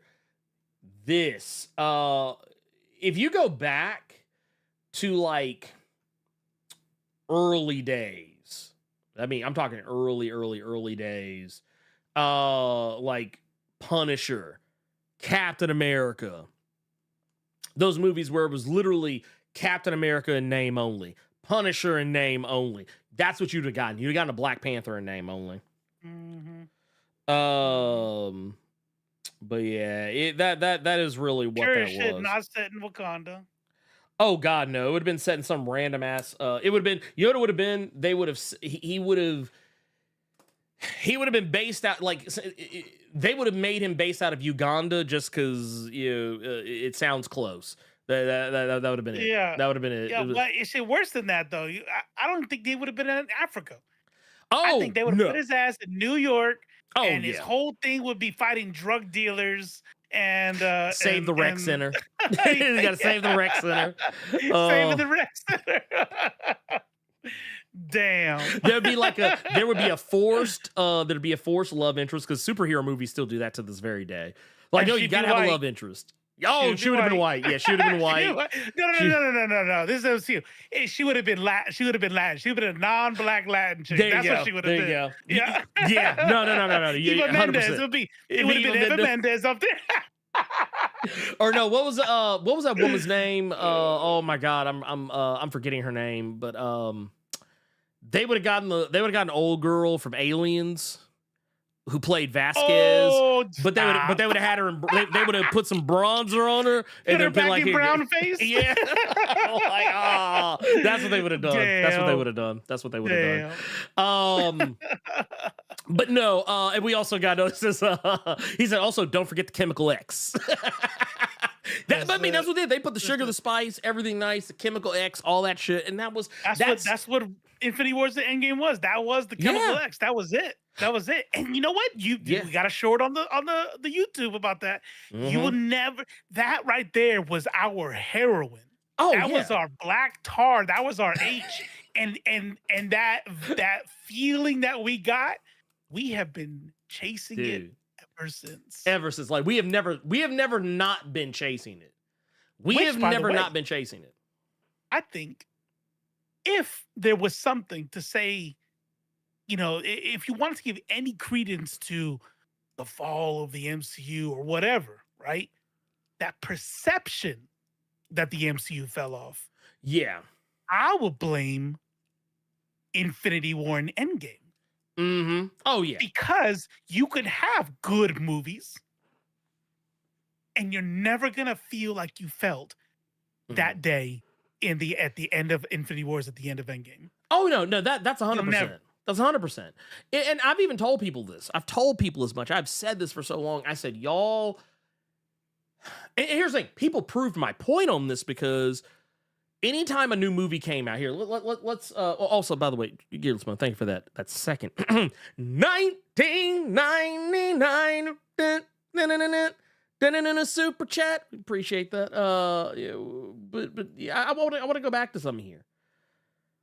Because like I said, we had Spider-Man Far From Home. And people enjoyed it, but I heard people say, that was actually where I first started hearing the rumblings. Man, it was good, but oh well, there's your Captain Marvel. It wasn't no Endgame. The birth of MCU. Oh yeah, that was it. Right here, Captain Marvel. I remember Your $1 billion movie. Yeah, dude. Here's the thing. The $1 billion movie that honestly I think became a $1 billion movie because people hated on it so much. Because that's the rubber band effect that you get sometimes when you start like a hate campaign. I remember this. Yeah. Jeremy from Geeks and Gamers, he literally dedicated over 100 videos. This is not an exaggeration. He dedicated over 100 videos over the course of a year. Just to Captain Marvel.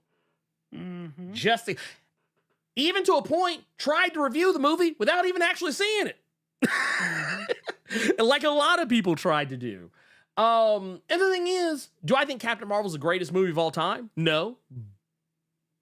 I just think it's a fine movie to watch. It's enjoyable to me. I like it. It's a superhero movie. It's superhero movie. Like, bro, she blasted energy shit from her hands. Yeah, like, that's dope. she was basically MCU Super Saiyan. Like, That's I was like, it. bro, I was like, That's of course it. I'm gonna eat this How shit can up. you not like that? Yeah. Like, and I heard somebody else say this too. Really, the only movie in this phase that I absolutely just didn't like fall in love with on any level was this one, Ant-Man and the Wasp. I thought Ant-Man and the Wasp was just okay. I thought it was like, I could take or leave it. Same with for me, Guardians of the Galaxy Volume 2. Yeah, like the whole Ego of the Planet was dope, but it was like fun. Yeah, though. I wouldn't say I would not call it bad. No, but it was just kind of like, okay, that was a movie. Yeah, it was. I tell you what, you know what it was? It was a movie that came out in 2017. That's what it was. That's what it was, and it was that a lot. It was very good at that. Yeah, and that's the thing. As long as the movie is fun, I'm not going to be like super hypercritical about it. Like if I enjoy it, then and if I had a good time, I don't feel like my time was wasted. I got a good chuckle, a good laugh. I felt good coming out of it. Yeah, I don't care. I mean, yeah, I'll still say if the movie like, you know, I'll be like, okay, it was dumb or it was bad, but it was fun. So like, I'm not going to be like, man, fuck that movie like everybody else does. But when you get to hear, this is where, oh man, this is where people started being reminded of what the MCU used to be, but they don't want to admit it. They still don't want to admit it. So before we get here, I want to roll back just a little bit. So I want to keep a running tally. So we agreed. We had what was it? Good, bad. I'm writing this down for myself. So we had phase 1, we had Iron Man and Avengers. Those were the good ones. And we had 4 bad because of Incredible Hulk, Iron Man 2, Thor, Captain America. Those are the movies that are considered You get to phase 2. By the way, at that tally, that's 2 good, 4 bad. Phase 2, we add Thor: The Dark World to the bad column. Winter Soldier, doo-doo water. No. I didn't say that. Made Blerd hiccup. I was like, fuck? Like, excuse me? Excuse me? But no, we got we got Iron Man 3, Thor the Dark World, we've got Avengers Age of Ultron, Ant-Man. And then in the good column, we got Winter Soldier and Guardians of the Galaxy. We get to phase 3. This is where like it just takes off because you got Civil War. Do we want to put where we want to put Doctor Strange? Where do we want to put Doctor Strange? Good or bad? Like Doctor Strange was okay. Okay, so I don't remember a lot of bitching about that one. No, I don't either. We're gonna put GOTG 2 in the bad though. We're gonna put because that one's kind of universally not really liked very much. I'll put Spider-Man, Homecoming, Thor Ragnarok, Black Panther, of course, Infinity War. Those are all down. So that's 10 good movies so far versus 9 bad so far. We're not done yet. Then we got Ant-Man and the Wasp. I'm going to put that in the bad. And you know what? Even though I love Captain Marvel, I'm going to put it in the bad because that's where everybody else wants to put it. So, you know, y'all are just, you're just helping make my point. You're just helping make my point. It's not really our opinion. We're trying to it was the discourse surrounding these movies. So here's what I have. I want y'all to, and I want you to see what I have here. I have right now, as of the tally, in the good column, as of the end of phase 3, I have 12 movies in the good column and 11 movies in the bad column. If that ain't hit or miss, I don't know what is. So that is the very definition of hit or miss. And there were people who tried to argue this shit with me and say, no, man, it's not hit or miss. It was all the movies were bangers. Well, except for that movie. Well, except for that movie. Well, maybe not that movie. Or, no, stop. But like I said, I'm going based off discourse. I don't care about money. I don't care about how much the movie made at the box office. I'm talking about what people actually like were saying. The general discourse about the films. And that is, like I said, I don't know how to define hit or miss any more than that. And then let's keep it going. We're in Black Widow. Everybody hated Black Widow. Let's put that one down in the bad. Shang-Chi and the Legend of the Ten Rings. I love the movie, but guess what? A lot of people didn't. So guess what? Even though it's good, I'm putting it in the bad. Eternals. Loved it, but it's going in the bad. You got No Way Home. That goes in the good column, even though there were some people who didn't like No Way Home. Let's see here.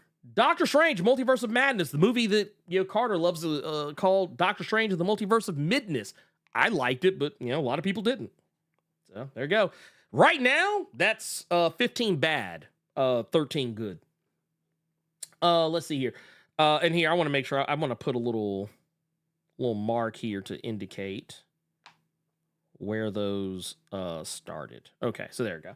And then we got Thor: Love and Thunder. I'm going to put that in the bad column. And Wakanda Forever goes in the good column.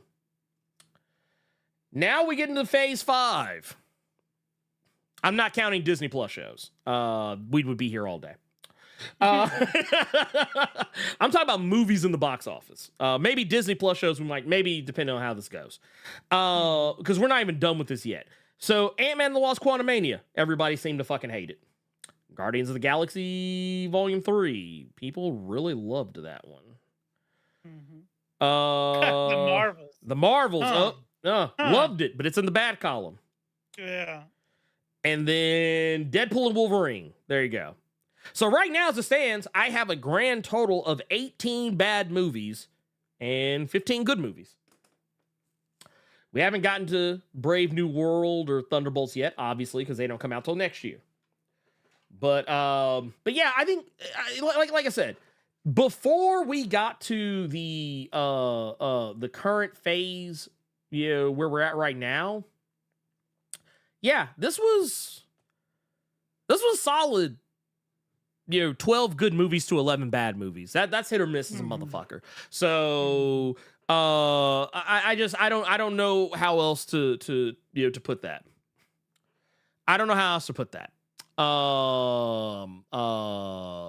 let's see here. Oh, and then yeah. This right here, and I want to pull this up because just for anyone who wants to know, because I remember when I first started talking about Brie Larson on the channel, mostly because I was just talking about the Captain Marvel trailer when it originally came out. There were so many people man, they came out the woodwork talking about, oh, she's a terrible person, she's a feminazi, and da da da this, da da da da that, and this is basically why people think that.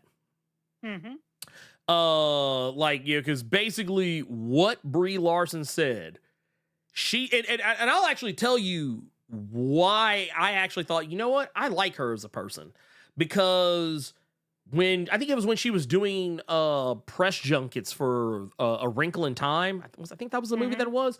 Yeah, she basically said that she wanted to see more people of color being allowed to do the press junkets, because she said there were usually just a bunch of old white men who she usually were talking to, and she said that, and that's basically what she said. She said white men shouldn't be the ones telling children of color what they should like, and people got mad about that. Like, that's why people think she's a bad person. It's not because she said anything racist. She didn't say anything fucked up. She didn't say that, oh, black people are low subhuman people. She didn't say that all Mexicans are sexual assaulters and drug dealers, and maybe some of them are good people. She didn't say anything to that effect. She literally just said, hey, I just want to see a little more color in these interviews. And what she meant by that is she wanted the people interviewing her to be more people of color, to give those people those opportunities. If that's bad, I don't know. I don't even want to live on this planet anymore if that's a bad thing. Well, I mean, that's and that's a segue to, look, when you look at what people are actually saying, I was thinking about this, right? And you got it, right? You got it.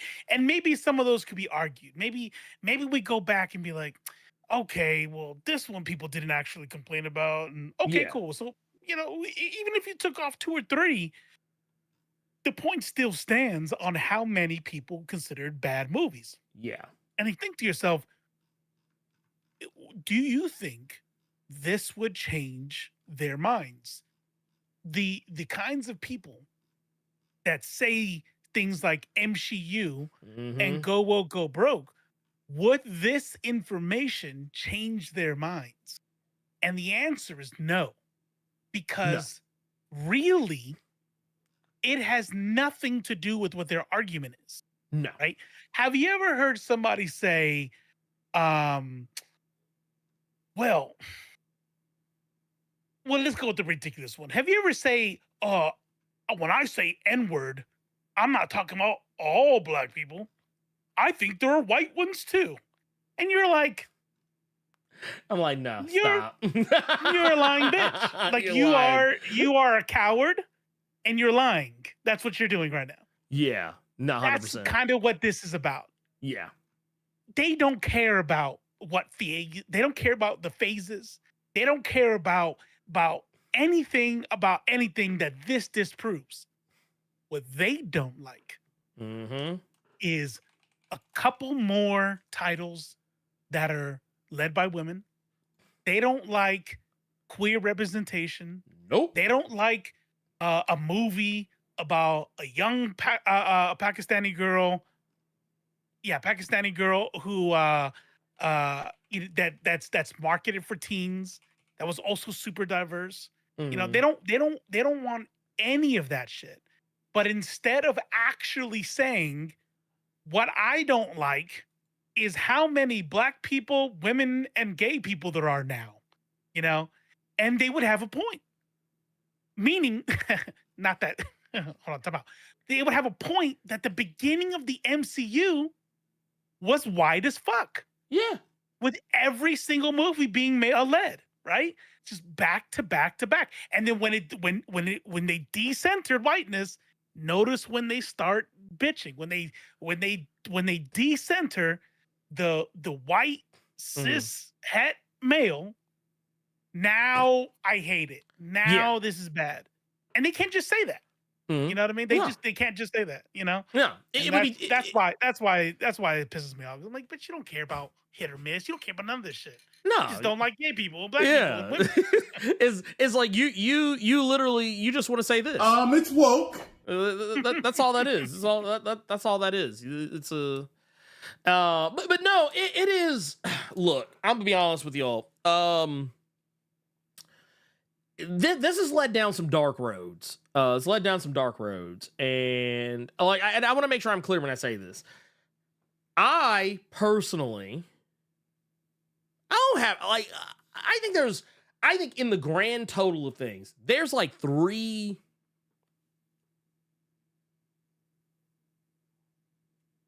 There's probably like three Marvel movies. And when I say Marvel movies, I mean MCU movies. I'm not talking about like movies that happen to be Marvel characters. But there's three MCU movies that I'm just not 100% like into. Yeah, just the three. Like, I don't even dislike Black Widow. Like, I think it's a movie that is unnecessary in so much the sense that it should have been made and put out before Infinity War. Yeah. Or Endgame for that matter. No, Jasmine, this is the topic. This is it? But for once we've been on topic the whole time. We've actually been on brand. This is weird. It's so weird. But I will say this though. I do want to kind of jump over a little bit. Speaking of that, I do actually want to jump over to something that I did find a little troubling.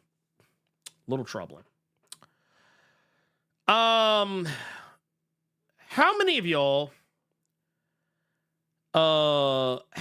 remember there was some discourse about this guy not too terribly long ago, and I've largely stayed out of it because, well, I just didn't really see a place for me in it.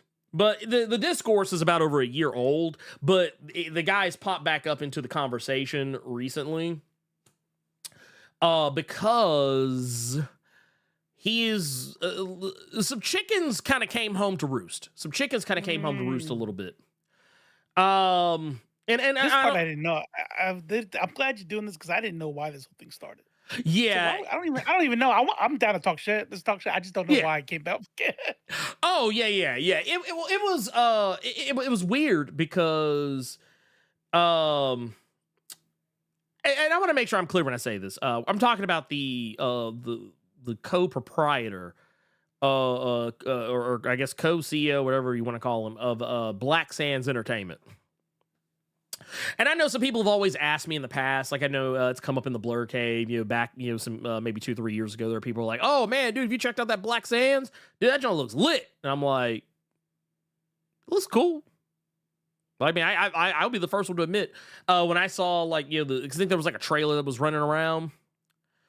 And the anime, right? Yeah. It's supposed to be like a black anime, and it was like making waves, like making huge waves, big time waves. And rightfully so.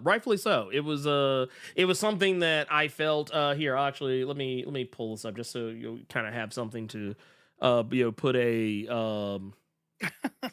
Is it a certain ex-pharmacist? Nah. No. Unfortunately, I would much rather be making fun of Nerdrotic, but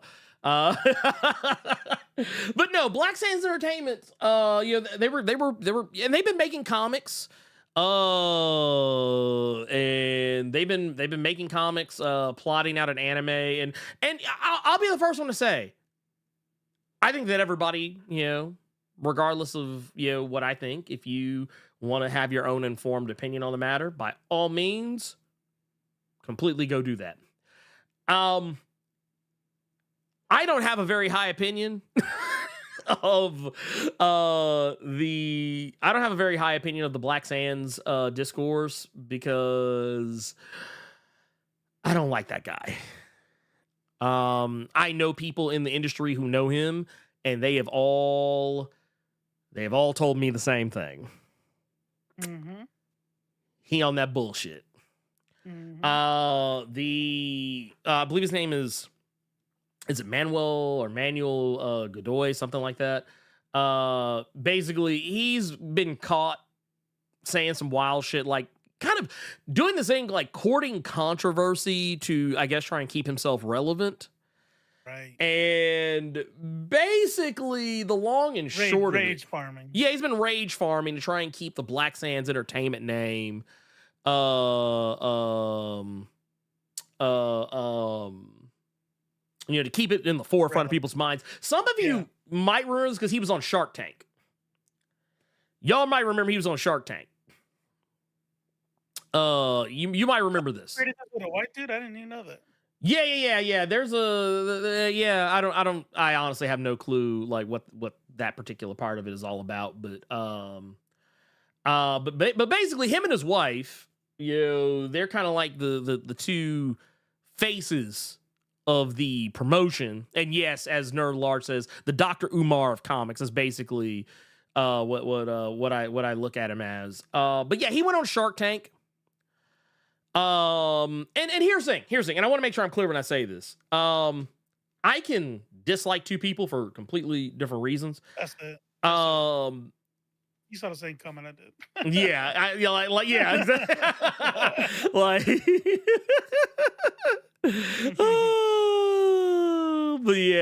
but here's the thing. I know he doesn't have any love for the Rippaverse. I don't either. He's been very vocal about that. I don't have any love for his universe either, though. And it's largely because it's very Hotepish. It's got it's I don't even want to say it's slick misogynoir. It just is misogynoir. No, I was gonna say it ain't even slick. Yeah. Unveiled. Yeah, unveiled. Veiled. It just completely face exposed. Like the like mask off misogynoir. Yeah. I mean, he does have superheroes who are women. Just always in the supporting cast. In the background. They're in the background. like you know what it is? It reminds me of like some anime, which I mean, I guess makes sense that a lot of what he's trying to do is anime or whatever. But right. The female characters are always in the background. They're always doing the least amount. And also the men are not allowed to show any signs of emotion. They're not allowed to like I don't know, man. He has said some pretty wild shit. Not to mention the whole like Egypt thing. I always get concerned when I see Egypt, being treated as this paragon of blackness that used to be, and I'm like, we didn't come from there. Not really, not really. I mean, like, yeah, Africa, yes. Here it comes. Here it goes. But no, Egypt was colonized to hell and back. Like African Americans as you know them today, like, it's not to say actual African people don't have ancestry like straight up out of there. Sure. But us, maybe not so much. But to be clear about what we like, black people are sub-Saharan people. Yes. Right? Especially African Americans, which are predominantly from West Africa, right? Yeah. If your ancestors were enslaved people. Yes. Were there black sub-Saharan people in northern Egypt? Absolutely. Mm-hmm. There were traders. There were people who traveled, but that wasn't their home. That is where Arab people come from. The Semitic people come from North Africa and the Middle East. And so when you try to reinvent history and say all of Egypt and all the pharaohs were sub-Saharan black Wakandans, then you're kind of dabbling in Hotep. Maverick, that's where you get that black Israelite like Hotep energy shit from. But yeah, the reason why I don't okay, misogynoir, and sexism and Hotepish attitude aside, there's that. But then there was a little discourse that happened to him, that I personally didn't care for. I didn't care for it. I heard about it when it initially happened, but I didn't really know the full scoop on it. And honestly, I just didn't even like talking about the dude. So like, I just kind of largely like, I was like, I don't need to know. Because I said, I'm gonna just dislike him even more than I already do. There's only so much energy. Yeah, there's only so much energy. But here I'm gonna pull up this video and I'm gonna tell you where it starts. I'm gonna tell you where it starts. There was this thing, there was this video he was talking about where he's like, man, the racists are coming after me. The racists are coming after me. Also, by the way, before we get that video, I do want to make something very clear. Okay, so for one, the reason why you probably also know who this guy is also because, yes, he was on Shark Tank. It was the episode where Kevin Hart was a guest star, and Kevin Hart cut a deal with Black Sands Entertainment to make an animated series. That deal has fallen through. That deal, to my knowledge, has fallen through. There's a lot of, if you look this shit up, you'll probably find a lot of news sites that'll tell you that about the deal, but they don't mention that the deal, it's not really a thing anymore. And the thing that he has promised, like, he's still trying to claim is coming, but I mean, at this point, I kind of feel like this is giving me Cyberfrog vibes. Not to mention, I feel like a lot of his personal behavior and things like that probably hurt I don't know. I feel like they probably hurt some of his chances. But yeah, let me play this video just so you can kind of... And the video in question is him, the guy who I'm talking about. But he caught some shrapnel because of... there were a bunch of racists in his comments and on socials, like, clowning him. Which isn't good. Also, yeah, I want to put this out here. Yeah. Bad. Here's it. Bullying overall, I'm not a fan of. If you bully other people and then in turn later get bullied back, I don't necessarily have a lot of sympathy for you. I will think that it sucks because I don't like being bullied either. But if I feel you invited being bullied, I'm like Judge Mills Lane. I'm gonna be like, I'm gonna allow it. But when it turns into not even the invite, what do you do afterward? Right. Like how in this video, which is this the one that was shared in the Discord? Yeah, this was the one that was in the Discord. This right here. This was racism. Let's play it out. Yeah. Let's play it out. But what he does is the part that's like, okay, that's off to me. But go ahead. Yeah. Oh no, we're here. I'm gonna play it. Here. It's outrageous to think that in 2023, we still got people unapologetically hating on Black Sands and the Black community. Look what this big brain left on my comments when I was just updating my crowd that we did 500,000 in pre-registers for the Black Sands anime. Now, most racist trolls just give a quick one-liner, right? But this guy went all in. He talked about our entire culture. He talked about how Black people have only ever been slaves. And get this, while white people were conquering the world. But I don't think this is gonna go the way he thought it was gonna go. Check it out.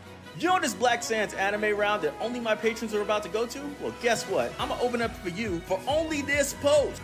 Because when you read that comment, I know for a fact that you probably were pissed off and needed to vent your frustration somewhere. So you can go to weaponizing.com/BlackSandsAnime for this post only and thank him in the comments for getting you that access. So... See? It is this right here. It's this part right here. I'm just like, because that's not a one-time thing. He does this all the time. I actually went through, even though I didn't really want to, I actually went through a lot of his videos, stuff like this. And I was like, you know what? I was like, I get it. I was like, you are the comic book equivalent of like a slimy used car salesman. That's it. It's like, I was like, that's what it is. And honestly, it wasn't even so much that he was even being, I mean, yeah, it was the comment. The comment wasn't even, I mean, okay, yeah, it was racist. It was racist. Like the comment, like here, I'll go just in case. Yeah, I'm gonna do this for my audio files. Yeah, I mean, right out the gate, we was Kangs. Yeah, that was racist. There's a whole ass white premises, right? Oh yeah. Also, notice the AI profile pic, trying to make him look like an alpha male more than what he actually is. And he says, nope, actually, the wall in Egypt. First off, man, I really hate racists because they don't use good grammar. But anyways, says, nope, actually, I'm going to read this exactly how it says. I'm not going to try and clean this up. Nope, actually, the wall in Egypt show the real Egyptians enslaved sub-Saharan Africans too. You moon keys have been enslaved for all your history. No wonder you were living in trees and eating each other alive while white people were conquering the world. So here's the thing. Here's the thing. First off, anyone who won't say the whole word, like they'll try and dance around it, I'm not going to take you seriously. Anyone who won't show their real face, I also won't take you seriously. That's right. But here's the second part about this. And Well, he knows what'll happen otherwise. So. Oh, yeah, he knows. He knows he's going to get banned. Yeah. But here's the thing. I don't think that racism is the answer to combating bullying. I think the racism, like anytime you choose racism, you've lost. You've lost. Mm-hmm. You lost the argument. I don't care. I don't care what it is you are fighting for. The second that you choose racism, you have automatically lost. Like just period in a story. But I mean, that's his only point in this comment anyway. Yeah, like that's it. He's not using racism to tell him what a bad comic book he has, yada yada yada. He's like, oh, black product. Mm-hmm. I'm gonna be a racist now. Right. Yeah. And here's the thing, like I when I first saw this video, I saw it for what it was. I was like, yeah, because I think Jasmine said it earlier. This dude had no clapback. He just had he just shilled his stuff because that's basically what happened. There was no clapback. There was no there was nothing that was of substance. I mean, he just said, hey. Like, his clapback was basically to the tune of, hey, this person was racist towards me, so guess what? I'm going to give you guys an opportunity to give me a shit ton of money. Yeah. That's basically what it was. You could thank him for me letting you give me money. Like, what? Right? He's like, yeah, it's like, you get the privilege, of taking your money and giving it to me because someone was racist toward. I'm like, okay, I guess. I mean, if that's your thing. But that said, man, I like to see our people doing good things. I like to see our people being creative, putting good work out there. But when that work is filled with, black stereotypes or like misogynoir, I just can't ride with it. I can't ride with it. Mm-hmm. And not only that, but when you use your platform to denigrate other people, I can't fuck with you. So I'm going to play this video. This is a TikToker and YouTuber, the Mighty Z. Some of you probably already know about her. Some of you, I think I've already kind of alluded to as much. This was actually what was the last straw for me on him with this. And this is why I'm talking about, weaponizing, your fans. Why I think it's not a good idea. So here, let's play this. Hey guys, so recently a lot of you have been asking me to cover Black Sands Entertainment. And unfortunately I have some bad news for you. I absolutely despise this content. It is not what you think it is. Because for starters, the creator of Black Sands Entertainment has huge beef with characters showing any form of emotional range. This was the creator's response to a comment asking him if the main character would ever, have any kind of emotional conflict, if we'd ever see him cry or something. But no, it all just divulges into a bunch of Hotep nonsense about Egypt, which, mind you, African Americans do not descend from this area of Africa. And the creator also attacked the series Karma's World.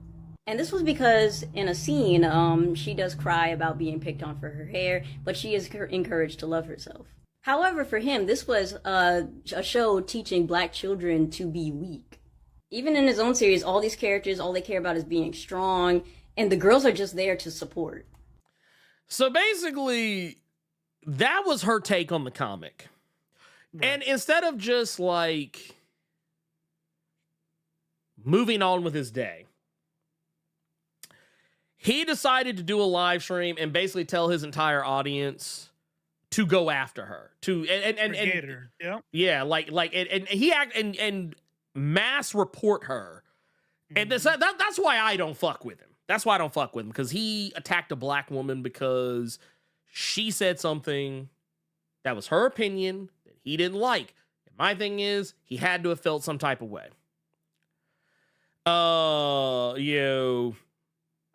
And this is why, and I say this all the time. I love to support my brothers and sisters out here that are doing the thing, but I'm not gonna lie to you. Every last single time someone comes up to me and says, "Hey, can you promote my stuff? Can you do this? Can you do that?" A lot of times, if I ever say, if you are a person who's you've asked me and I just straight up told you no, there's probably a good reason why. Mm-hmm. I can actually say with all affinity, he has never reached out to me. I can actually say with 100% certainty, I have never gotten an email from him.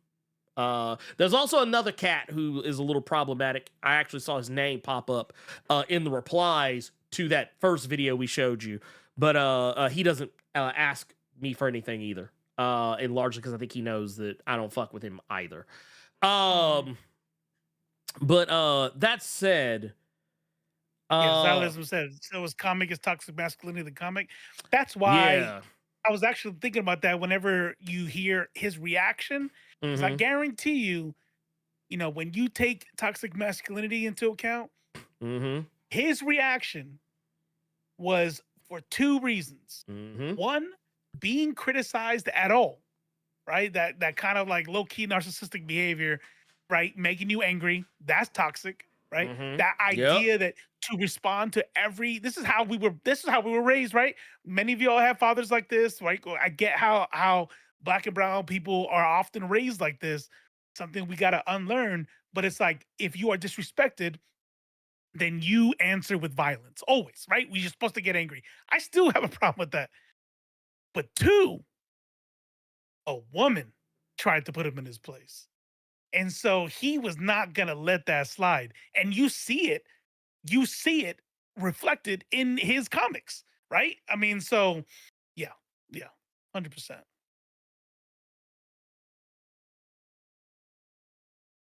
You're muted. My bad. I hit the wrong button. But no, this is some stuff that actually kind of came up after the fact. But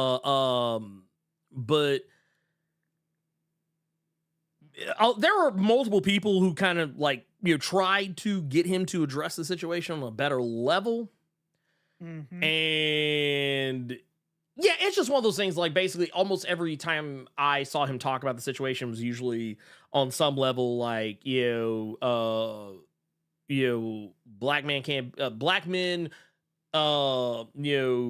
showing emotion is punk ass shit, or gay, things like that. Like, and I'm sorry, anybody who uses gay as an insult, you've automatically lost me. But I want to play this. This is actually a creator who did an ad for him who said no more. This is actually if you're on TikTok, this is it's just Zeffy. And actually, I want to make sure I'm really clear. I'm leaving her up here real quick just because if you don't already follow the Mighty Z, I would highly advise that you do. She's actually really cool. She most of her content is comic or anime related, usually in the spectrum of promoting black characters, black female characters, blackness in both comics and in anime, and just general opinion pieces on TikTok and YouTube, just kind of center around all those things. So I do highly advise go check her out. What is her name again? It's the Mighty Z, just the letter Z, 0. After that, like just a 0 after the Z. And the number 0. Yeah, the number 0, not the letter Z and then the number 0. Yeah, it's like, so it should be like Z0 at the end. Yeah. yeah, it's one of those. I was like, okay, all right. Because I remember when people were telling me about it, I was like, oh, the Mighty Z. So I started trying to look. I was like, it took me forever to actually find her. So but definitely do that. Yeah, there you go. Bam. But here's this video. Okay, so I'm going to address this matter real quick and move on because I'm trying to play some Baldur's Gate. To simply put, I do not support Black Sands Entertainment at all. I haven't for a long, long time now. I'm not gonna get into why, but they have said and done things that do not align with my morals as a human being, as a black man, and as a creator. Why would I have to come on here and say this? Well, apparently the owner is still using an ad that I made for him to sell his stuff. Is he very well aware that I no longer support him? Yes, he is. He left me a pretty interesting email a while. I want to pause this just for the simple fact that I want to read this message to y'all because I know it's going to be harder for y'all to see it because I can't really zoom it in. Or at least I don't think I can. Can I? Let's see what happens. I don't want to fuck anything up. Oh, wait, here. I might be able to. Can we? Can we zoom that? Come back. Baby, come back. Okay, no, it's not doing it. Yeah, it's not doing it. I stole it. Yeah, it's like nah. It was like nah. I said nah. We're not letting you do that. We're not letting you do that. So I'm just gonna read it. And this email is from the owner of Black Sands Entertainment addressing the person who is making this video. And it says, "Hey Zeph, I see you have fallen into the hate bandwagon, publicly disparaging my company for," and I just want to say, okay, he's trying to say alleged, but he spells it ELEGID. So it's elegid.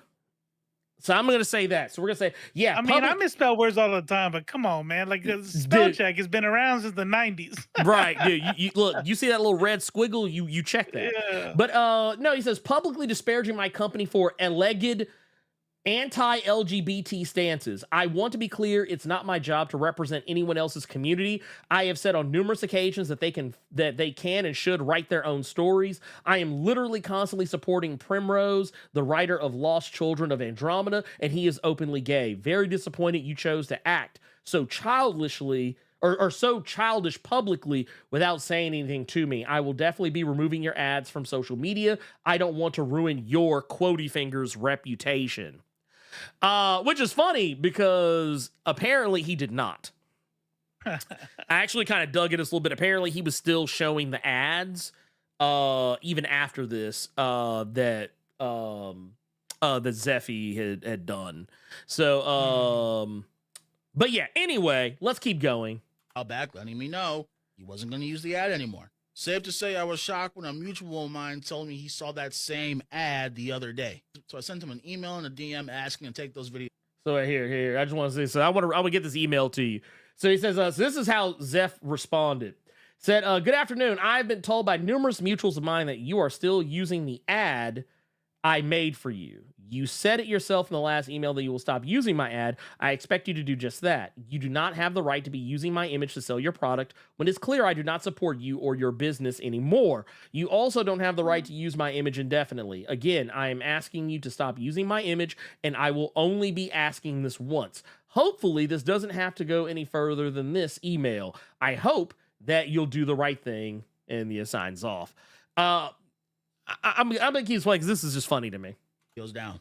And the only response I've gotten so far is getting blocked on Instagram. So safe to say he's not responding to that email. So I'm just left here to make this video. I just want to say when this ad was made, no contract was signed either. It was just something we talked over in the DMs. I know that's stupid. It was very early in my content creation days. Tried to handle this privately, but here we are. I'm gonna say this again. I do not support Black Sands in any way, shape, or form. If you continue to see my face selling his product, know that I have cut ties with that dude long ago. I do not support any of his stuff at all. Not really sure where to go from here, but hopefully this is the only video I have to make addressing this. So, yeah, like I said, he said what needed to be said. He said what needed to be said. He said the thing. He said all the right shit. He said, all right. He's like, I don't fuck with him. Done. Stop using my shit. Stop using my shit. Why are you using my shit? But he knows it was a silly move to not do a contract with that anyway. He openly admitted. When he said he don't have the right to use my my image indefinitely, I'm like, depends on what's on that contract, because that ad, the video you made for him, is his property. So he would have to take him to court, tell him to stop. Yeah. Otherwise, no, 100%. 100%. Yeah. So I'm imagining take away all the ethical parts of it, right? The sides of it. Like if I'm trying to imagine myself, somebody does an ad for me, and they turn out to be, you know, a bitch or whatever, you know what I mean? And I could see myself being petty. I'm like, nah, my head, your face is gonna keep it, you know, making me money. But no, but taking everything into account, you could definitely see who this dude is and the way that he goes about business. This is the problem. This is the problem with these kinds of people that sit there and think, like, if anybody has any kind of like, do we think that black capitalism is what the community needs, black and brown capitalism? This right here is the face of it. You know what I mean? This is what it is. Like, capitalism is just exploitation. That's all it is. And that's all it is. And so what do you see him do? He makes black products for himself, and if you don't like him, it don't matter. None of that shit matters, because all that matters is making the next dollar. That's it. Hey, I say it all the time, man. The creed is greed, man. That's all it is. It ain't nothing else. But we got another one here. This is a little short one, I think. Somebody else kind of putting a little perspective on this as well. Let me see here. Is this the right one? I think this is the right one here. Let me pull this up. Yeah, here we go. Apparently, I'm stealing their culture, which is kind of weird since I do add a lot. Let me go back just a little bit because I want y'all to kind of see what I'm talking about here. So this was a stitch that was done where he was criticized for co-opting Egyptian culture and effectively blackwashing it. And this is how he chose to respond to this here. Let's start it over. Apparently, I'm stealing their culture, which is kind of weird since I do add a lot. I mean, you kind of are. Like, people said the same thing about The Prince of Egypt. As amazing as that film is, the creators were mostly white. And even though black people came from Africa, most black people in America didn't come from Egypt. I'm sure by now people know that making anything Egyptian is like a cash grab for black people. Like, Egypt is the real Wakanda of Africa. So they're not wrong in saying that.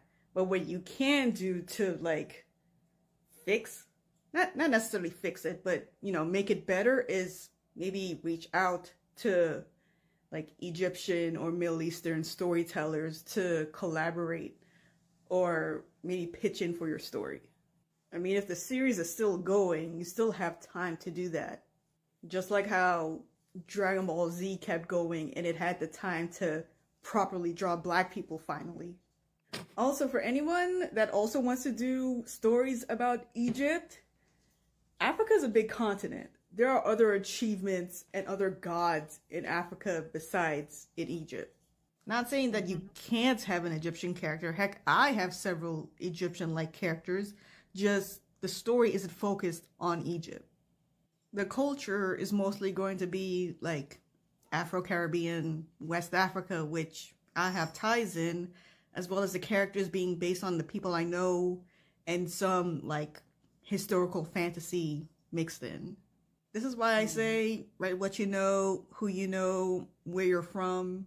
But if you are writing a story of things that you don't really know and aren't really from, there are plenty of writers from said cultures and places that would love to like work with somebody with a story. Yeah. Like that's... Yeah. And like she said it. Yeah.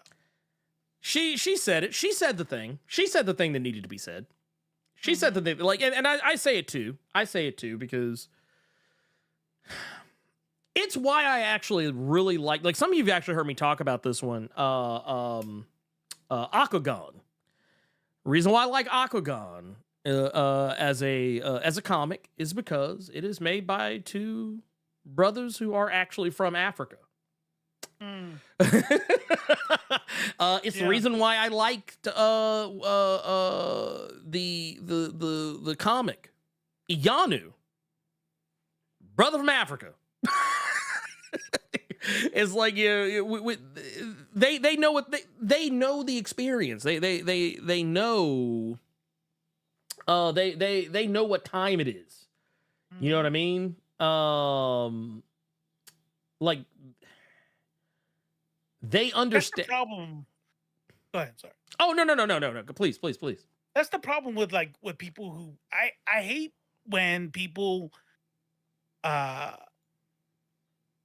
capitalize, and it might not even be him. I don't know who's capitalizing off of it or who is falling for the bullshit, but it's like when people get information that something is wrong, or you get something true. Like, for example, let's just say, for example, my schooling is in like psychology, right? And so that's where that's my, I'll call myself a enthusiast of psychology.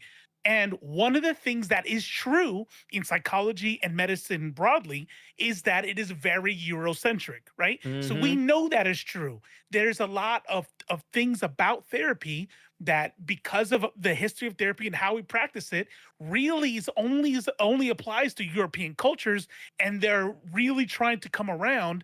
My wife has like gone to plenty of conferences, has spoken at conferences to address cultural differences, right? So, what is a truth that we have? We have a truth that that whiteness and Eurocentric thought makes therapy center whiteness. Okay, that is a true statement. Here is what happens on the backside.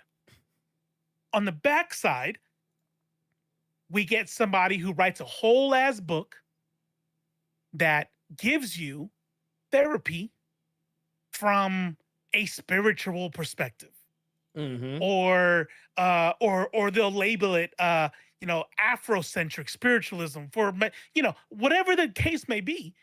And then they'll do the appeal to antiquity, which is a logical fallacy. This is just super old, so that means it's right. And it's like, okay, time out. Yes, whiteness is centered in modern psychology. We have to address that, but that doesn't mean add your bullshit. You know what I mean? And that's the kind of shit that people are calling him out on in many hoteps. Is like, I hear you, nerd large. But the thing is, right? Was that the name? Nerd large? Yeah.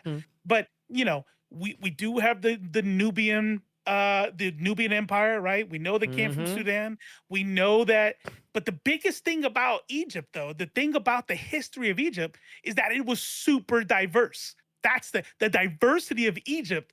I actually use North Africa and Egypt whenever I talk about how racism is a new concept. When you look at Persian empires and Egyptian empires, there was a lot of shades of different colored people because people were bound. There weren't real borders and shit. It was bound by religion and language, right? And so you could be super dark or super light skinned, and people didn't fucking care about that kind of stuff. It was what class that you were born into and what language and religion you worshipped, right? So here we have this sort of deal where, nope, we're gonna have the most toxic bullshit ass way to tell it. And if anybody wants to tell me different, they're either a sellout, a bootlicker, a hater, jealous. You know what I mean? It's like, what I said to you the other day, like, crabs in a bucket, man. But crabs in a bucket's true. You know who's a fucking crab in a bucket? That motherfucker. That guy. Black capitalists. Brown capitalists. Capitalists are crabs in a bucket. Come on. 100%. 100%. And and this will be, I think this probably might be the last one I'll show. Yeah, I think this will be the last one I'll show. At least for this anyway. And it's largely just because, there's not much else to say. Controversial yet brave. Hey, I mean, but here's the thing though. Here's the thing I'll say about that though. I don't hate. I don't, because that is an attitude I have seen people have. That is an attitude I've actually seen people have, where it's like, oh, if it's European in nature, or if it hails from any of the European countries, people just automatically say, man, fuck that shit. And it's like, well, I mean,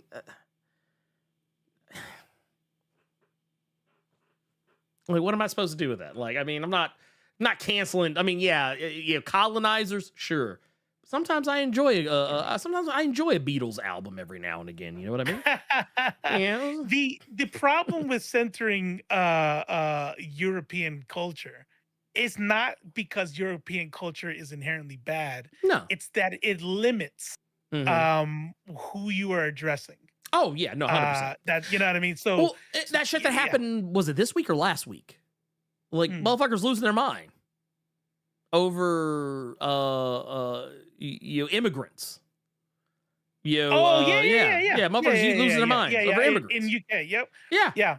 And it wasn't even an immigrant that killed it, but it's right. But that's besides the point. That's besides the point. Right. It's like no. And it is a discourse over there that like, oh well, if you like, people just automatically assume if you aren't white, then you aren't.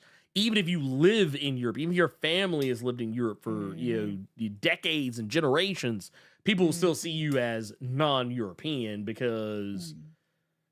Whiteness is not a real thing. Because this. Immigrants in Europe, weird. Right? Weird. Crazy. Sometimes I do wake up thinking about Rome, deck it out. I'm gonna tell you, I get the trend. I heard it. I'm gonna tell you right now, I only ever think about Rome when other people bring it up. I don't know what that says about That's me. fair. Apparently there's this trend. It's played out now, but there was a trend like a month ago or so where women were supposed to ask their husbands, how often do you think about Rome, the Roman Empire? And like, I don't know how many of it's real, if they're playing with it, but apparently like everyone's like, I don't know, once a day, once a couple times a week. And women were like, what? And then a man-eater asked me, she goes, you think about Rome? I'm like, no. I'm like, nope. If I think about TV shows, if somebody brings up Spartacus, I think about the TV show Rome or the military. If I talk about the military, like, oh yeah, we got a lot of our traditions from Roman Empire, but I don't think about it on the regular. So. No, I was gonna say I don't either. As a matter of fact, I only think about the Roman Empire or just Rome in general. It only comes up when I think about the state of America. Like if I ever and how close are we to falling? Yeah, it's like, man, we're right on that line, man. We're skating up on it. We're skating up on the expiration date of an empire is what I think about. But that's the only time it comes up. Like if I'm talking with somebody, we're talking about the state of the country, where it's heading, and what happens next.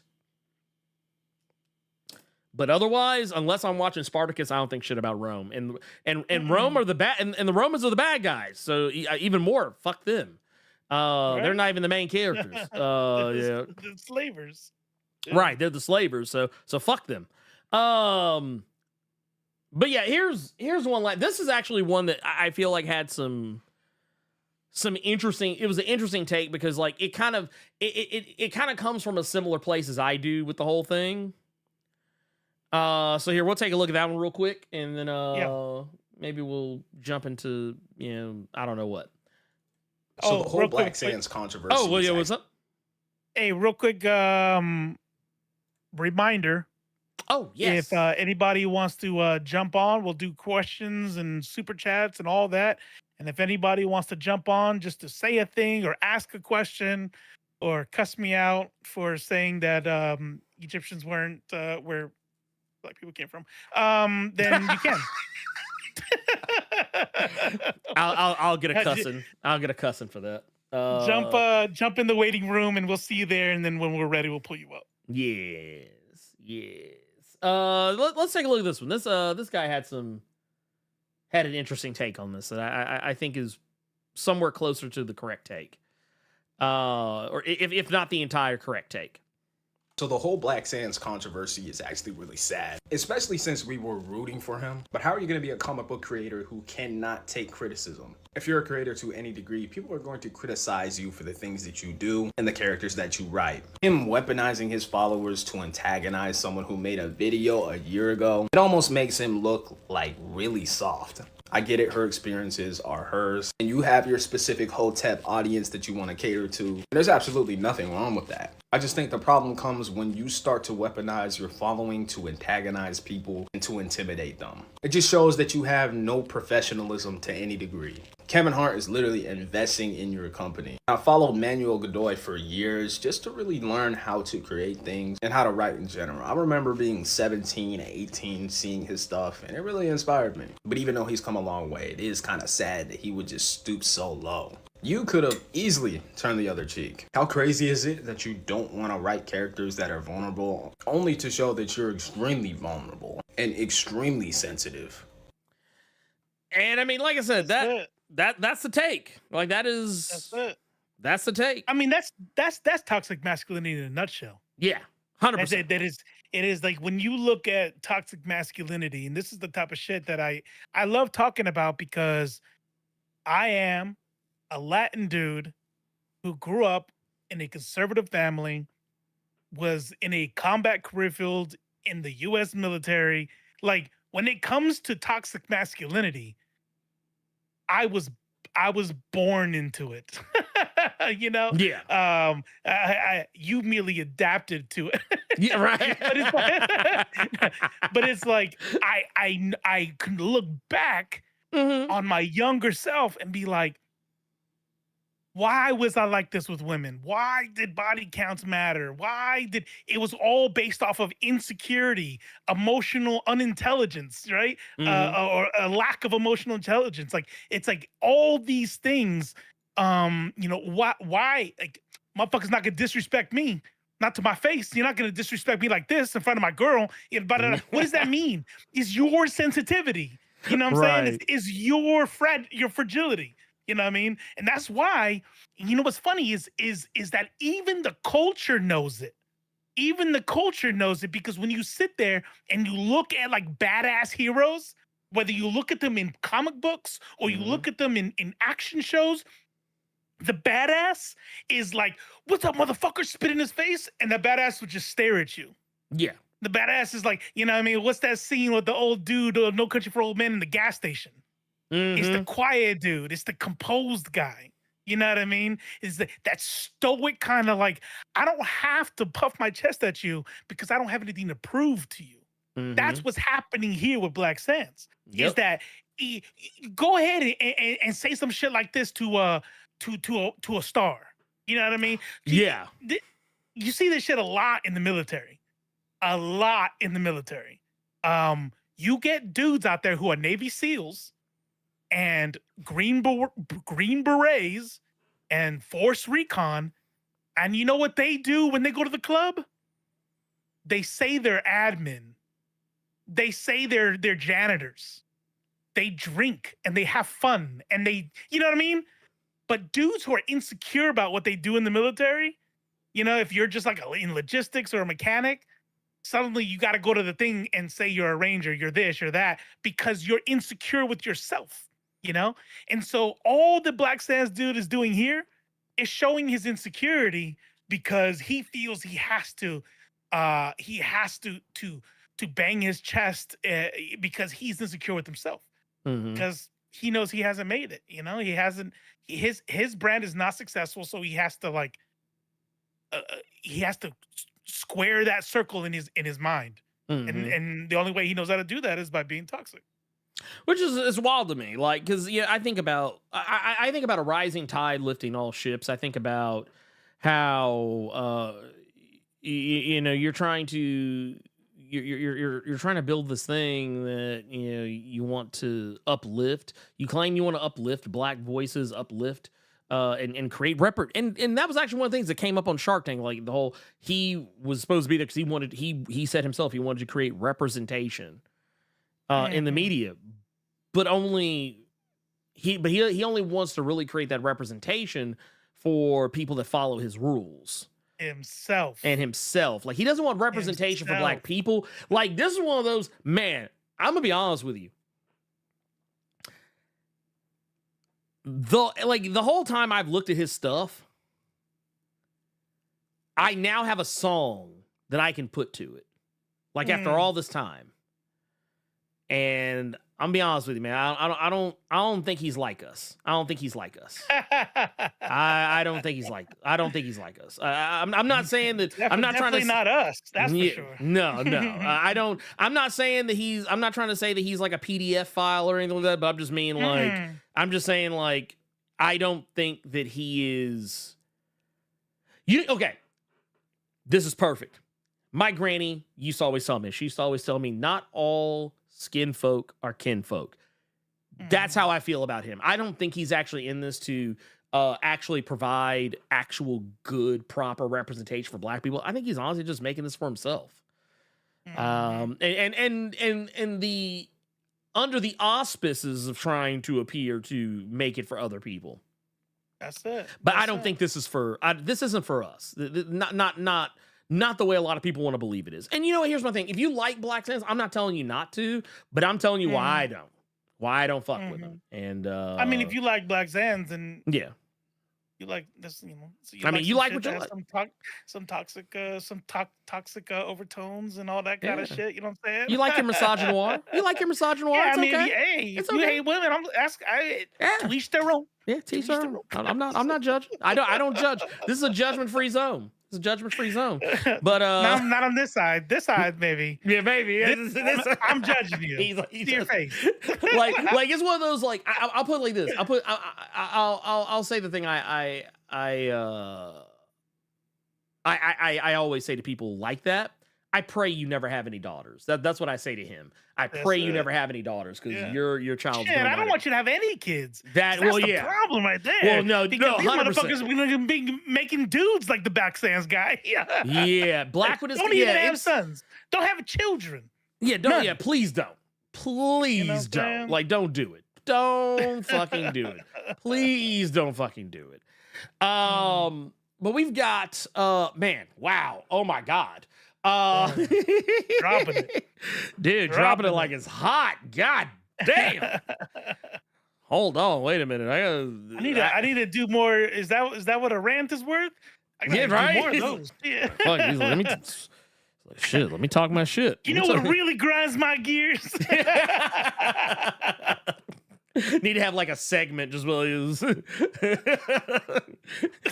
name is Robo, and this is really grinding my gears. Right. But it says, preach, left face. I was once in a bar in Germany where a soldier was telling a story about a mission he did and used my call sign as his work. Wow. Okay, first off, we're talking about stolen valor. We're talking about stolen valor right here. I see stolen valor. That's stolen valor like a motherfucker. I'm not having it. I will not have it. Gillismoto's me. Look at how he ends that. That's me right there. You let him enjoy his battle. I'm like, look, man, he's just trying to get laid. Let me get. Yeah, it's like, look, go ahead, run along. My qualification was a JTAG. So in the military, if it's not an emergency, right? So there's a lot of people who are not JTAGs who've called in airstrikes, but typically there can be emergency situations. You have to be a qualified JTAG to call an airstrike. So of course I'm in the bar in Incident Army Town. So every time I'm in there, blah, blah, blah, yeah, man, I called in a couple airstrikes, and I'll hear it. I'll be like, a call sign's like a nickname. Kind of like how, yeah. Sign. That's what I was about to say. Like Goose, Maverick, so on and so forth. Right. Those are call signs. And so I wouldn't totally walk away because I am petty. But what I'll do is I'll be like, oh shit, you're a JTAG? And he'd be like, yeah. I'm like, that's dope. Me too. I'm at the 5th Azos right there, the TAC-P unit. And right there in his mind, he'd be like, this guy knows I'm full of shit. I'd be like, that's dope. And I just walk away. I ain't gonna call him out. I want him to know I know, you know? Yeah. Like you still gonna get your cheeks. You still gonna get your cheeks, but I'm gonna say something. I'm gonna let you know. And that's the thing. And I'm saying most women don't even give a fuck about that. Man, nah. You were too drunk. You think she cares about that? Nah. Look, let me. As much as he is trying to get cheeks, she is trying to get cheeked is just as much as he wants to get it. So I'm sure she doesn't give a fuck. Pretending to enjoy. Oh, that's nice. Can we go home now? Yeah, 'Cause- Actually, but you know what? I always love situations like that because you know for a fact that motherfucker is like probably this close to saying some shit that's going to talk his way out of some Right. cheeks. So like you just Right, kind of be like, right. ooh, let's see if he can talk his way. You gonna talk his way up out of some cheeks? Okay, he's gonna talk his way up out of some cheeks. But no, Yeah. I like I said, man, y'all are better than me because like I'm reading this. You know, talking about I just smiled, said great work, and then walked away. No, I'd have said something. I'd be like, okay, yeah. I'm like, man, yeah. What'd you say your call sign was? Oh, interesting. Like I'd be like, well, yeah, that's funny. That's funny. It's funny you say that. Oh wow, dude, that's wild. That's me. That's my call sign. What battalion you with? Matter of fact, who's your first sergeant? Yeah, Just let me, I just want to know who your first sergeant is. You know what I mean? yeah. And I know you got his number. Let me get pull out your recall roster, give me your first sergeant's number, and so I can ask him what your call sign is. Yeah. Oh no, because I'm gonna blow up the whole spot. Like I'm gonna blow up the whole spot. Like wait. I'm, like because like the way I'd have handled that situation, if I would have walked by and heard that shit, I'd have been like, well, wait a minute, what'd you say? You say your code name's Goliath? Blerd's got different man. levels of petty. He's like, nah. Oh man. Fuck your cheeks. I'm gonna correct this right now. Yeah. No. For the record, may the record show that motherfucker is lying. Like that motherfucker ain't got no. No. I'm gonna be like, oh, look, and then I'm looking at him and say, he lying. Yeah. He lying. That's me. Yeah. When he talk about how he ran up in the building, he just came in and started blasting, blowing everybody's shit off. Yeah. Guess what? That was me. Yeah. Damn. Now, do you want to come home with me? No? Well, fine. I respect your agency. Bye. Like, that's what I would do. That's how I would handle that situation. That is how I would handle it. Sweet. You already know you're supposed to have that shit in your wallet. Better have that recall roster on you. Bone Factory. This is it. Remember what I was saying earlier about like badasses that don't have to be nothing? Bone Factory's out here talking about Nightcrawler's powers, still getting cheeks. Damn. That's what I tell people, man. Hey. I tell my son, I tell everybody who'll listen to my old ass now. I'm like, look, I'm out of the game. I get it. But let me tell you something. If I could write a book tomorrow, it wouldn't be very many pages. It would just be figure out the harmful shit about yourself, work on that, and then just be yourself. And guess what? If you just be yourself, then anybody you attract, you're never gonna have to change for. You'll never let them down. If I ever end up back in, God forbid, but if I ever end up back in the dating game, she's gonna know that I could hit Baldur's Gate 10 hours straight with ease and not even feel bad. If she don't like that, she needs to go somewhere else. Man, look, let me tell you. Also, I just real quick want to say something. Apparently, y'all are not nice, so I've been told. Ooh, what? D13 CJ says, "Boo, we're not a nice chat room." Where he gave us a thumbs down and the middle finger. Man, not nice chat room over here. What? I did. I thought we were fun. They did that. Okay, look, let me tell you something. I'm gonna tell y'all how to chat. I'm gonna tell you. This is how. Okay, look, I'm gonna be real with you. I'm gonna be real with you. I'm not faulting y'all for this. This is clearly on them.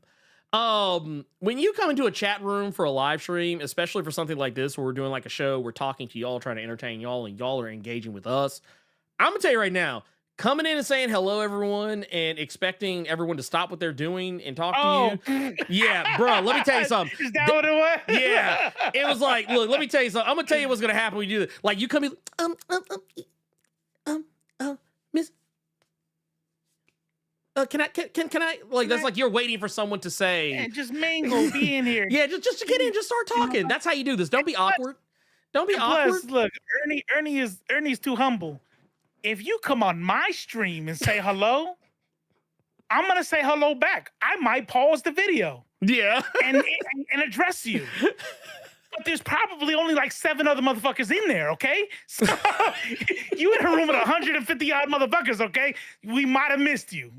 Maybe. Also, I will say, make sure on your way out, if you're still here, hit the like button or dislike. I don't really care. That's as long right. as you click Oh, one by of the them. way, real quick, hold on. Pause everything. Everybody stop. It's Money 1986 over on the Twitch side says, Woo! hey. There you go. Done. Hello. What's up? Hello. How you doing? What's good? How you doing? You good? Where you coming from? How'd you find us?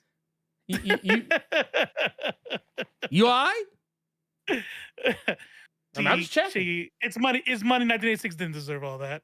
No, you caught strays from the last guy. I'm sorry. It's all good. But for real, actually, how did you find us?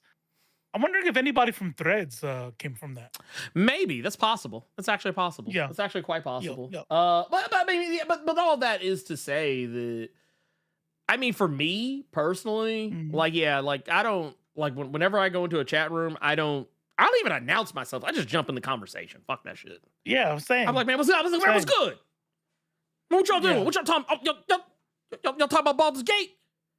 What playthrough y'all on? That's because we were born in chat rooms. Yes, true. Our age, all we had was AOL. AIM, okay? IQC.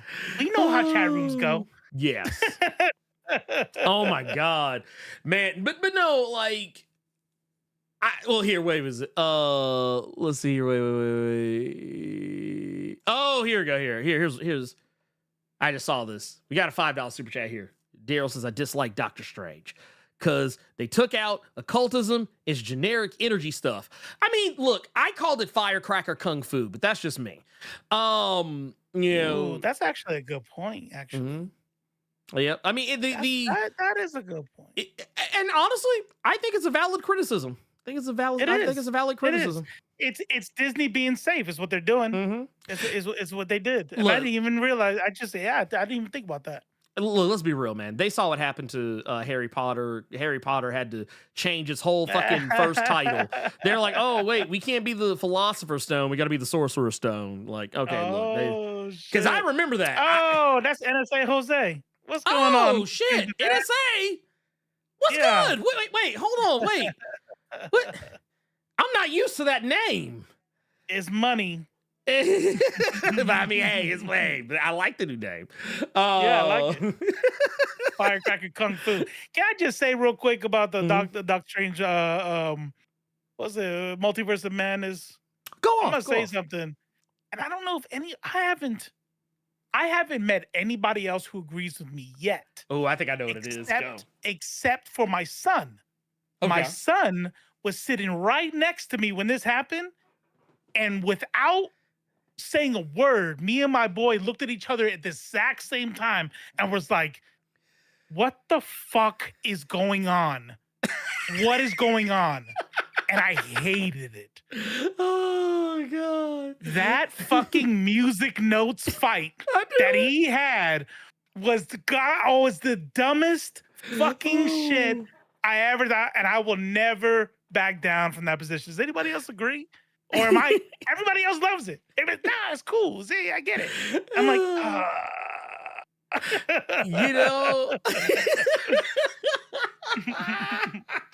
Hey, I'm not even lying about my son. We both were like, I remember because fucking stupid. What the fuck is going on? I remember because I think we talked about it, like just you and me one time. And I was just like, no, man, I had fun. Like, you know what? You, Judah, everybody's like, God, that was cool. I thought it was funny. See, it was so dumb. I loved it. Everybody, God damn. Maybe we're just grouches, I guess. I've never met anybody who hates it as much as I do.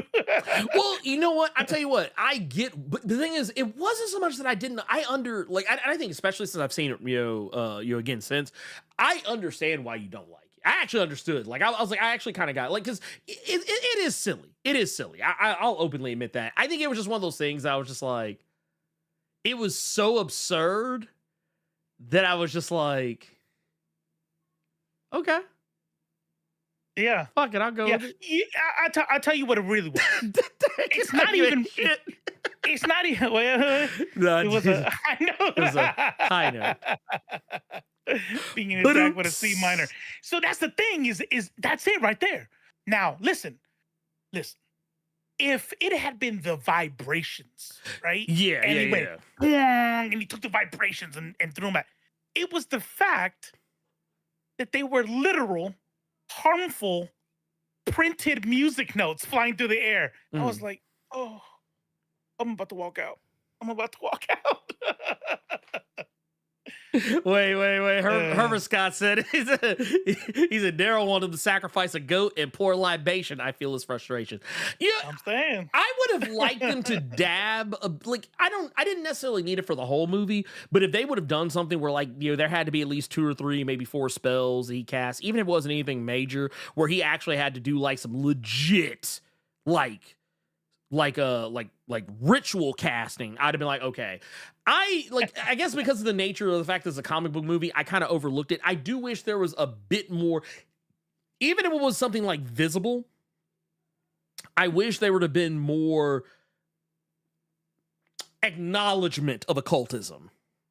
Right. I don't know. I don't know how to word what I want in a good way. Just to not back away from it. Just to not shy away from it. Maybe you don't have to make it all super demonic. I get Disney. No. But not make it not the occult.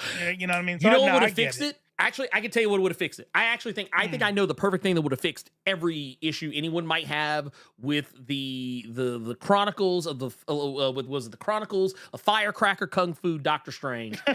I know it would fix it if he actually said the spells.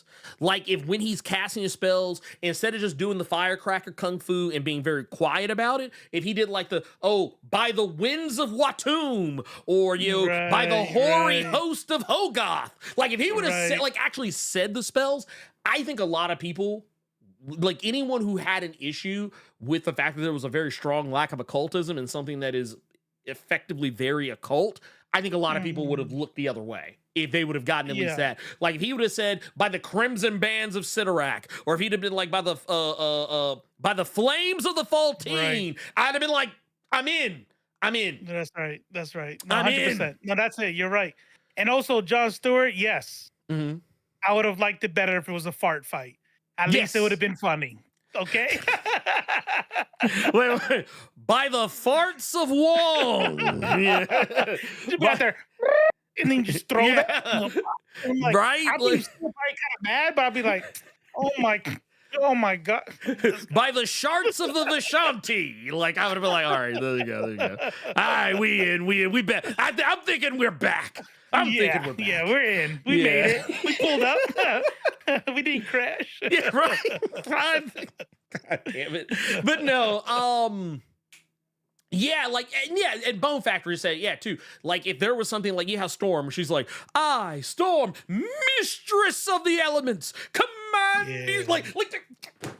No, that shit would have been cold. Like Doctor Strange, just one time. He's like, what was? I don't because even remember. They are spells. You got the scrolls and the big ass book and all that shit. He could have done that shit. Yeah. If he would have, what was?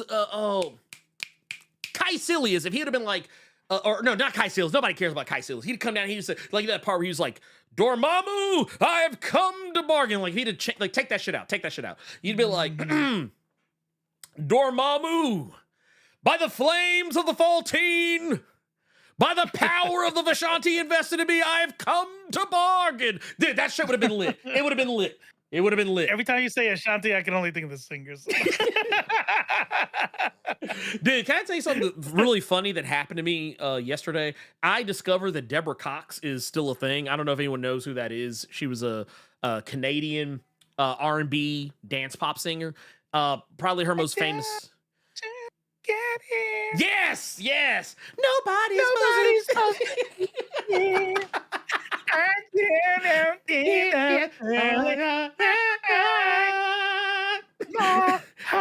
Okay. There you go. But no, I stumbled into her on Threads the other day. And her? That did count? Yeah, her account. I stumbled into her. Like I was like, she popped up on my timeline apropos of nothing. Like you guys interacted? No. We didn't talk. I'm just saying, her post. Yeah, like her post popped up. Like because I wasn't following her. It's just her post popped up in my feed, and it was the bus. Bruh. Yeah, she's Canadian. Deborah Cox is Canadian. But no, she had the whole thing, like the "we won't go back" thing. She was posting that, and when I saw it, I was like, man, I actually read this to the tune of "Nobody's Supposed to Be Here." I was like, I don't know why. That's a missed opportunity. It's a missed opportunity. Just putting that out there. But that said, I don't have anything else, and I think that we have. Do we have anybody? Nobody's in the waiting room. Nobody wants to cuss me out. That's good. Nobody want to cuss you out. Okay, cool. That works. I'm Right. I'm okay. That was Hey. close. I was a little bit nervous about that one. That's good. I mean, I was too. Oh no, okay. First off, I just want to hear. I wonder if I can find an image. Deborah Cox then versus now, because she bad. She's still bad. Like she's still bad to this day. She could still probably get it. She can still probably get it. Let me see here. Here's one right here. I think this is from. This is her. This is if I'm not mistaken, I think this is her now. Like I was like, she still look good. She still look good. I was like, man, bruh. I'm just saying. Look, I'm not gonna sit here and act like I didn't used to bump that song in the car. So. Oh wow. Stretches her abilities in a new drama. I thought she got arrested. There's one here where she's holding up a thing like she's what's it called, the mugshot? Oh yeah, mugshot. Oh, what happened? I was like, dang, she got arrested. Oh no, it's for a movie. Okay, never. It's for God. I was like, no, what did she do? Like now I'm scared. Now I'm at now I'm sitting there. I got my phone like, ooh, Deborah Cox controversy. Yeah. Deborah Cox MAGA. Yeah. Wait, because you know what I always think about? I always think about Stacey Dash, and I'm always like, ooh, does she? Oh yeah. I'm always like, oh man, Stacey Dash. Stacey Dash fell off hard. Like, dude, bruh, oof, man. She deserved it. Dude, that shit, she went from sugar to shit. She didn't fall off. She fell herself. What happens when you fall your damn self? Like you throw yourself off. You know what you know, okay, so this is an overused word, and I don't like when people like just overplay it, but you always hear people say, oh, so-and-so imploded. Like, that was what she did. She imploded. Like, it's like she went from being like, oh my God, black people are lazy and, need to stop waiting for white people to do stuff for them. And white people great, black people bad. Affirmative action this. Meanwhile, this bitch is sitting on Fox News. You are the affirmative action hire. You are the DEI didn't exist when she was there. But chill, Jasmine, chill. Wait, what happened? What happened? I don't want that smoke. You don't gotta remind them. What happened? Calm down. God. She's like, no. What would you go do? What you gonna do? I don't know if you saw, but damn, we got someone. Oh, now, this one I'm not nervous about. Oh no. This is a good one. We got us a good one here. You got it? You got him? Yeah, I'm pulling him up. Bloop. There's no video. There you go. Gearless Moda, you're on the line. What's up? Probably should have won. Oh, there you go. Oh, there he is. Yeah. What's going on, brother? Just chilling. Man. Yeah. Dude, look. We appreciate you. I feel like this is the moment where the caller is like, oh hey, this is that third, but I'm gonna be the one to do it this time because it's me. Yeah. First time, long time. How you doing? VIP seats. Yeah. How you been? I'm doing great. Just wanted to use the opportunity to say thank you. Continue with the great content. Robo, always love to see and hear you, and just thank you for everything that you do. That's all I'm saying. Appreciate it. Dude, hey, we appreciate you. That's dope. We appreciate you. Shit. Hey, I just hope all is going well. And hey, you just keeping just keeping doing you, man. Keep doing you, brother. We appreciate you so much. What's up? Anytime at all. But again, I saw that no one was in the waiting room, and I thought, hey, what the hell? Let me just jump in there, say something, because if you bring an option and people don't use it, it tends to go away. So let me just jump in and say something. I mean, hey, are you Latino? Yes, I am Dominicano. Okay, I'm like this dude. I was gonna guess. I was like, You sound Puerto Rican or Dominican, one of the two. I'm a little bit of everything because so I started in DR, moved to New York, lived in Georgia for a while, went to Germany, hung out in Japan for a bit, went back to Europe, came back to the US, and now. Oh, you cut out. Now what? Uh-oh. Oh, wait. I think we lost him. Do we? No! No!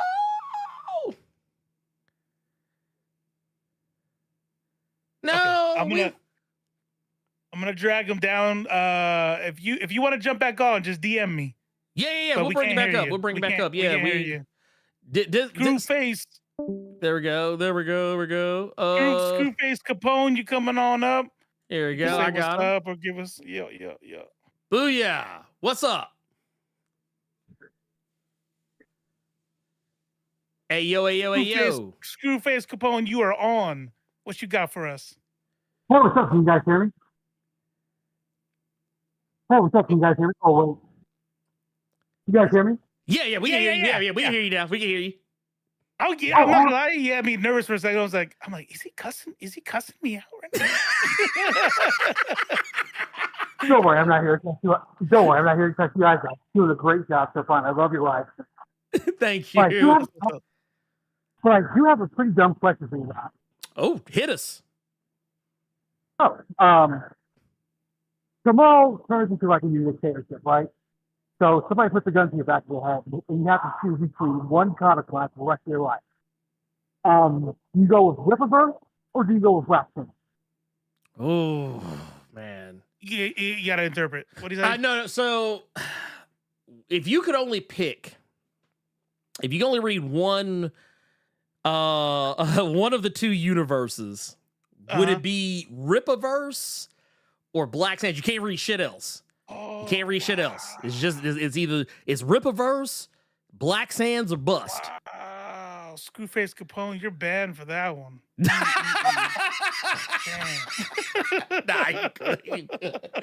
I mean, honestly, man, I'm not gonna lie to you. I'm gonna have to go. I'm gonna have to go with Black Sands. Yeah, I'm gonna have to go with Black Sands because for as much, I'm not. You know what? Because at least then I would know that.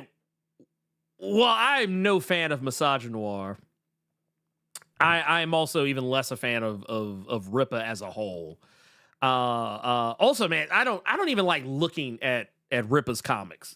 Some of them they've gotten somewhat better, but man, on the whole, they look terrible. So here's what I'll say. Maybe hopefully the Black Sands dude, if he sees this, you'll get this one positive part of it.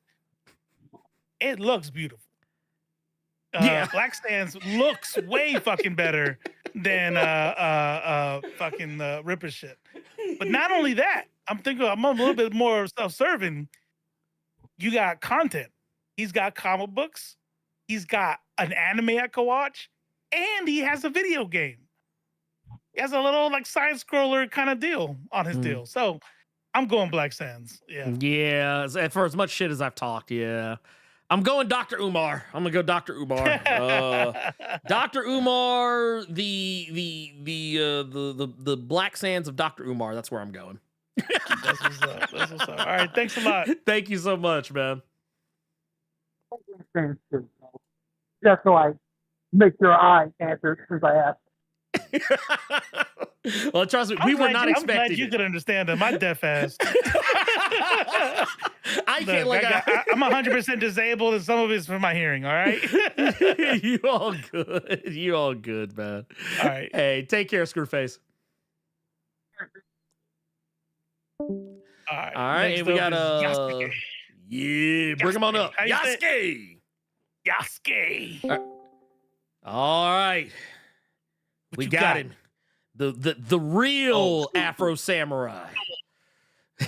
Yo. What's going on, fellas? Hey, how you doing, Pimp? How you doing? I'm good, bro. Listen, my bad, because I came in late because I just came back from work, and I'm just like, oh wait, we have a waiting room? Since when? Yeah, we got a waiting room, Pimp. Oh shoot, okay.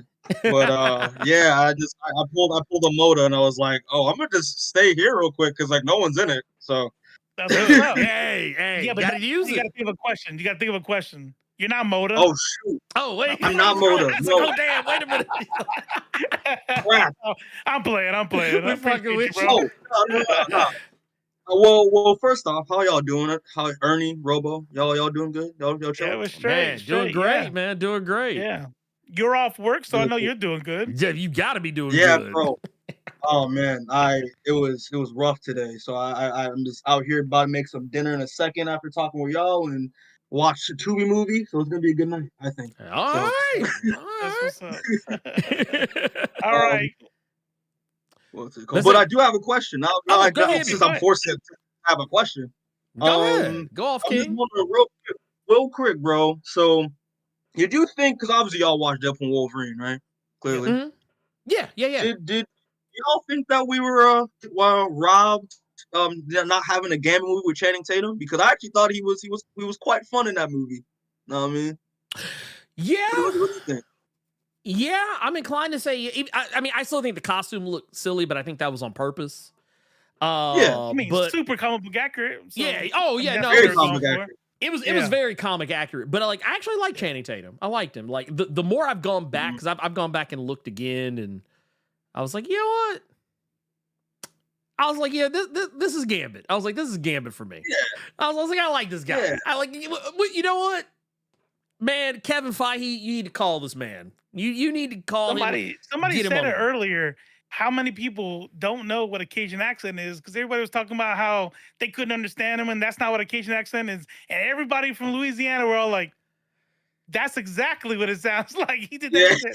Yeah. He was money. I've been seeing that in comments a lot, and it's yeah. funny because today at work, because my boy, shout out to my boy Johnny, he's from Louisiana, and he didn't watch the movie yet, but his sister did, and he told him that he kind of spoiled it from that Gambit was in it, and that she thought that the Cajun accent was bad, and it kind of hit him the wrong way because he's like, and he is Cajun, so he wants to see, more.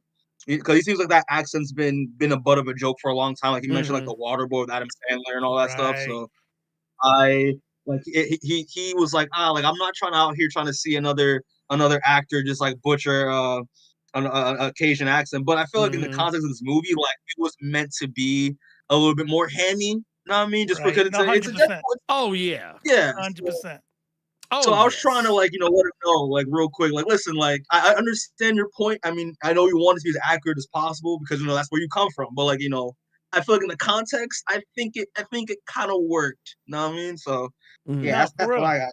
No, you're correct. Yeah, I mean, I think that's the thing that a lot of people missed about the movie in general was I heard a lot of people talk about, somebody I think on the Twitch side said the same thing, that it was just silly cameos and it's what I'm tired of seeing in Marvel. And I'm like, yeah, but this one was different because that was the joke.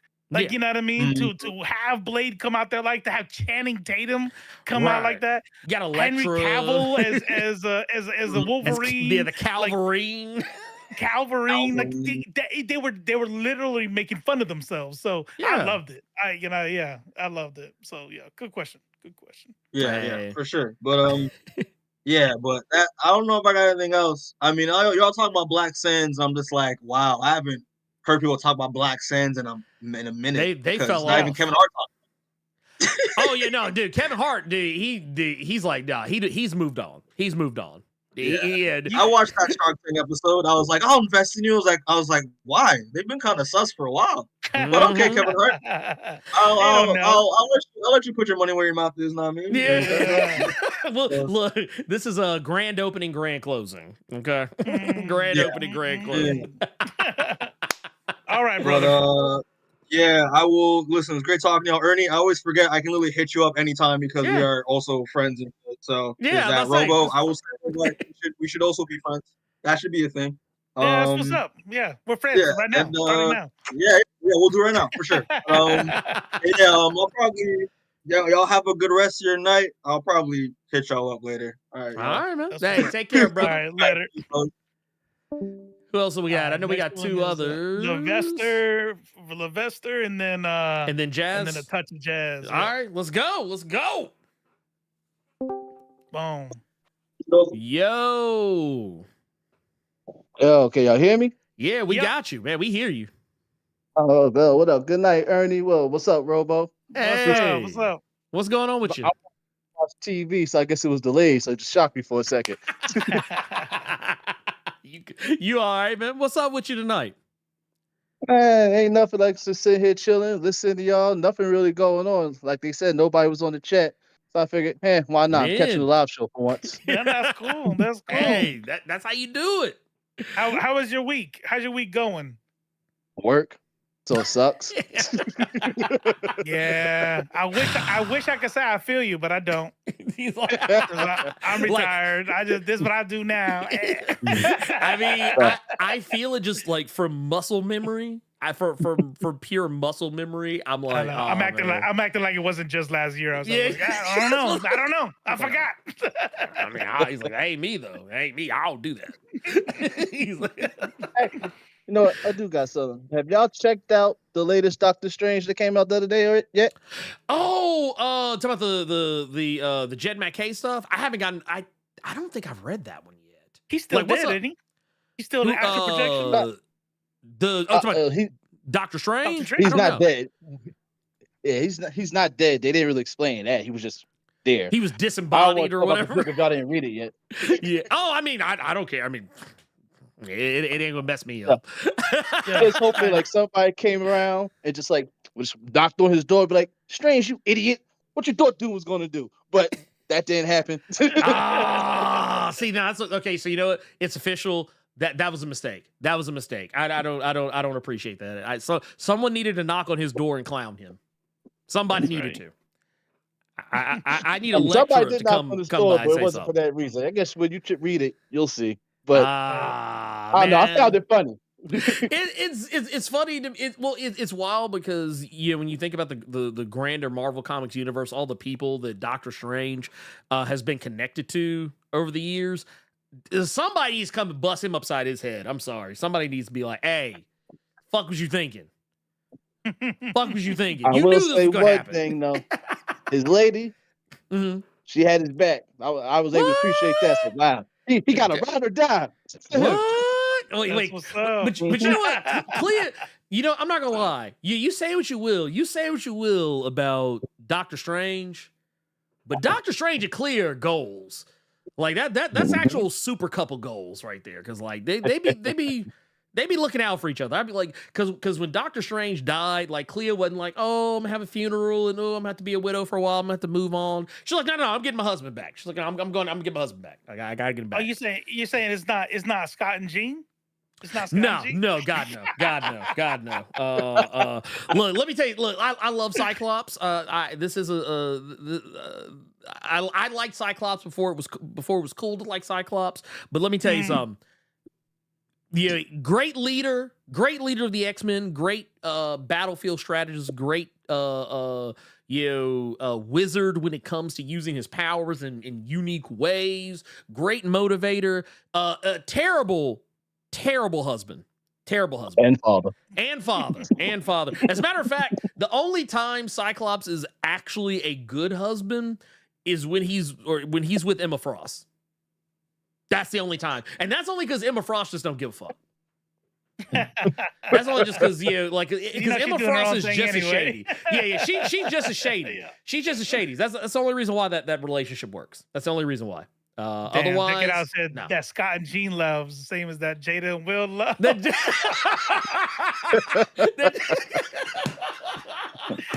Damn, I love it. I love it. All right, y'all. I'll let somebody else get on here. Y'all enjoy the rest of your show. Hey, we appreciate you jumping in. Yeah. No problem. Take care. Peace. All right. Next up, last one for the night is a touch of jazz. Let's go. What's going on? Touch of Jazz. You are on the air. What's up? With Blerd and Robo. What's up? Gotta unmute. Oh, yeah. Here, we gotta. Oop. Did I get? No, it's on his end. Or their end. Oh, it's like, yeah. It's on her end, yeah. Oh, there she. There you go. What's up? Yo, what's going on? Touch Jazz. Hello. Hello. Hey. Oh, what's the deal? Oh no. No, I was just like everybody else, kind of like calling in to see like what the future is like. It's pretty dope over here. It really is. Let me think of a question. Well, one, are we going to bring this over to the Blerd Cave, or is this just a Thursday night exclusive? I don't know. We don't talk about the Blerd Cave over here. How about that? Well, how about you just worry about what's on Nerds and Culture? How about that? It's funny. I actually talked to Carter about that. But I'm gonna tell you what he said. It wasn't anything bad, but when I first brought the option up to him, he was like, so we should be letting random motherfuckers come on the show? I was like, what, they say some fucked up shit? And I was like, well, no, it won't be random people. I said it'll be people who are probably already in the Discord server. Yeah. He has a point. Yeah. I won't know. I would just be like, yep, you up. And they can say some crazy shit. I don't know. Well, now my real question is, I just want to know, like, how far in advance do y'all decide what y'all are going to talk about on these live shows? Ooh. That's funny. That's funny because of the answer, not the question. Yeah, the answer's funny. So it actually goes like this. At the start of the year, we usually get about like 200, 300 topics. Then we like hash them out. We build them out. We'll do a couple like mock podcasts to do like kind of how the audience is going to take them, and then the ones that do well is we put it on the air. Or it's probably less than 24 hours before the show and be like, man, I don't know what the fuck we're talking about. What's going on? Less than 24. Wow. Yeah. Many times less than 24. Well, it's funny because before when Cypher was with us still, we would be in our group chat and it would be like, all right, man, so what are we talking about this week? And it would be like Wednesday. And sometimes, to be fair, sometimes I would ask earlier, but it would usually come down to like Wednesday when it was like, all right, for real, what we talking about this week? Because we would get distracted with like, hey, you want to play some games? Or hey, you want hey, you see this movie? Or hey, what you doing? Hey, what's going on? So we can ever have a planning meeting. Every time it's a planning meeting, is like, you want to do this over Hunt? Like, yeah, let's do this over Hunt. Let's do that. And then we never have the meeting. No. We never have the meeting. But no.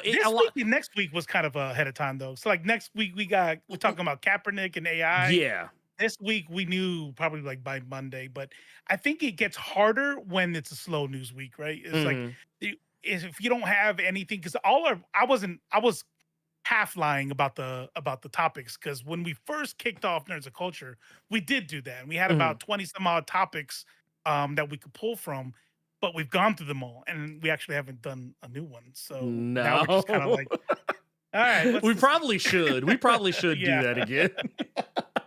But yeah, but actually, I'm sorry. Yeah, go ahead. It's actually a great question, and the fact that we're laughing about it is great because, y'all, right, chat.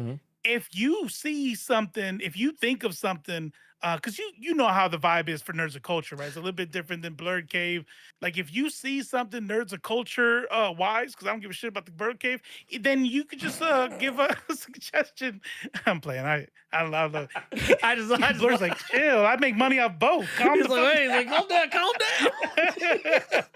No, but if you guys have topics that you think will be good, please throw them in, because sometimes we're struggling. Actually, I'll say this: put them. This is what we can start doing. I think this actually probably be the best usage of that channel up there for the Nerds of Culture one. I think that'd actually be the best usage of that, is to like put like, we can actually use that for like topics and stuff like that. Like we can for the questions. Yeah, I think that might be we have two in there now. We got we have like, I think we actually questions have and a few. Oh yeah, damn. Actually, we have three. We call it questions and topic suggestions. Yeah. We'll put that could be the new place. And we might do something similar for the Blerd Cave though, maybe. That's one of those it's more up to Carter than it is to me because he knows he's probably going to be the one that has to moderate. Well, see, the Blerd Cave is easier because if you're talking comic books, every Wednesday you got your topics. So that's true too. That's true too. Like that Blerd Cave is actually a lot easier to come up with stuff for just because of that. But still, there are some weeks where it's the day before I figure it out. But I do a lot of research once I do. Like I spend the whole day just looking into that. Going into the Black Sands thing was kind of painful. It hurt. Yeah, that hurt. That was a long rabbit hole of misogynoir and fuckery, which was not something I think anyone should ever like. Honestly, never look it up. Don't look any further into it. Just know, just know bad. yeah. See, now you know my life. Trying to do shows on Left Face. It's all bad news. I don't envy you. I don't at all. I appreciate you, Touch of Jazz. That's a good question. I appreciate it. That's actually something. Thank you for answering it. Like I said, I think this call-in feature is super cool. One step closer to the in-person live shows that I and others are clamoring for. So just keep that in mind. One day one day I will. Man, I probably will fuck around and make that a real thing. I might actually. Oh man. We'll see. All right, take it easy. All right, cool. Hey, take care. You too. Man, there's nobody else in the waiting room. There's nobody else. That's it. That's it. There's done. nobody else. All right, ladies and gentlemen, that's the end of the show. No, he is not. I wish there was somebody. I want to talk more, but there's nobody. So you don't see anybody.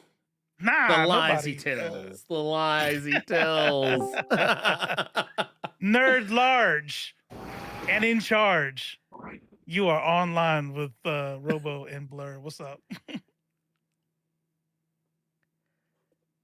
Wait, I see the thing activating. I see the green light. You hear me? Oh, there he is. There you go.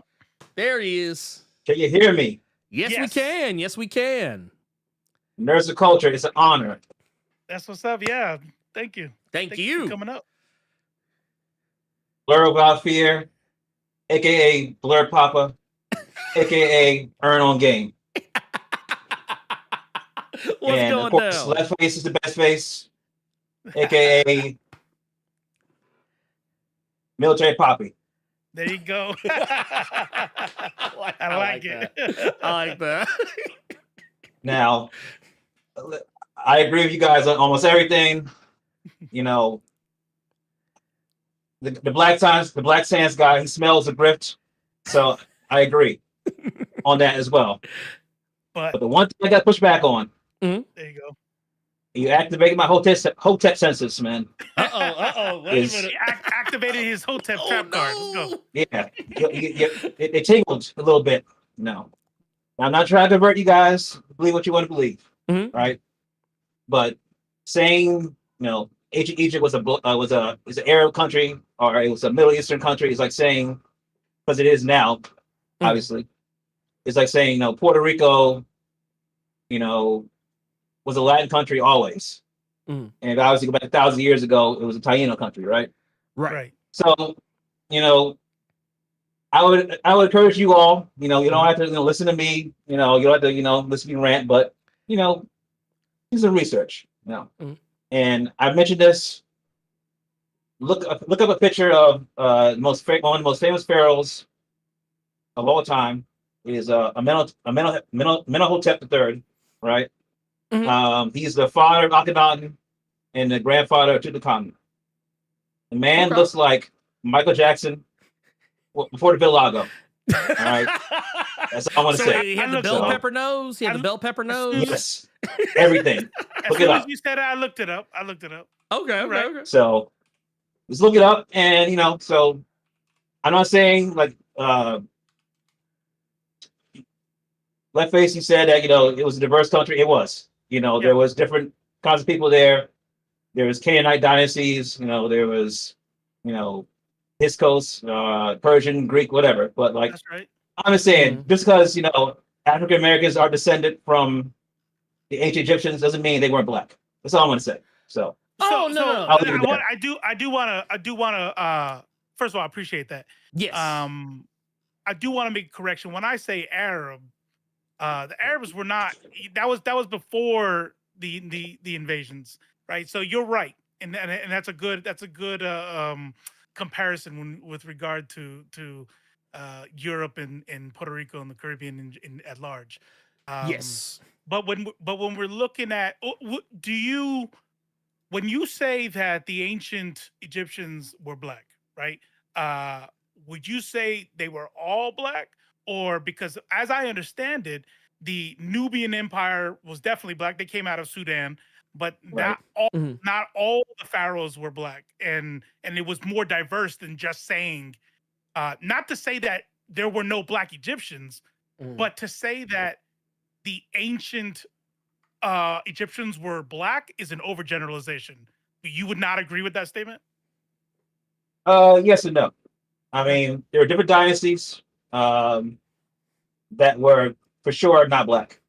And there's, in the north of the country, there's definitely a more of a Levantine, Near Eastern kind of like population.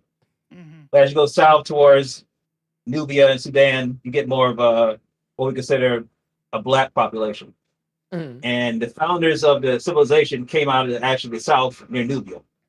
So, yes, there were, non-black or people we would have considered non-black or brown or whatever you want to call them, ancient Egyptians, but they're also kind of the source of civilization came from the south. So, like I said, I'm not going to try to, convince you and Hotep eyes you guys, but, just do some research about it. Yeah. There's some YouTube channels on it. So, just, I just looked into it a little bit. I didn't, obviously can't deep dive into it, but I've looked into it just kind of surface level, and yeah, I see what you're talking about. I do see what you're talking about. That I do see. It's one of those. Egypt is one of those. What was that? I get my Egyptian history. God damn it.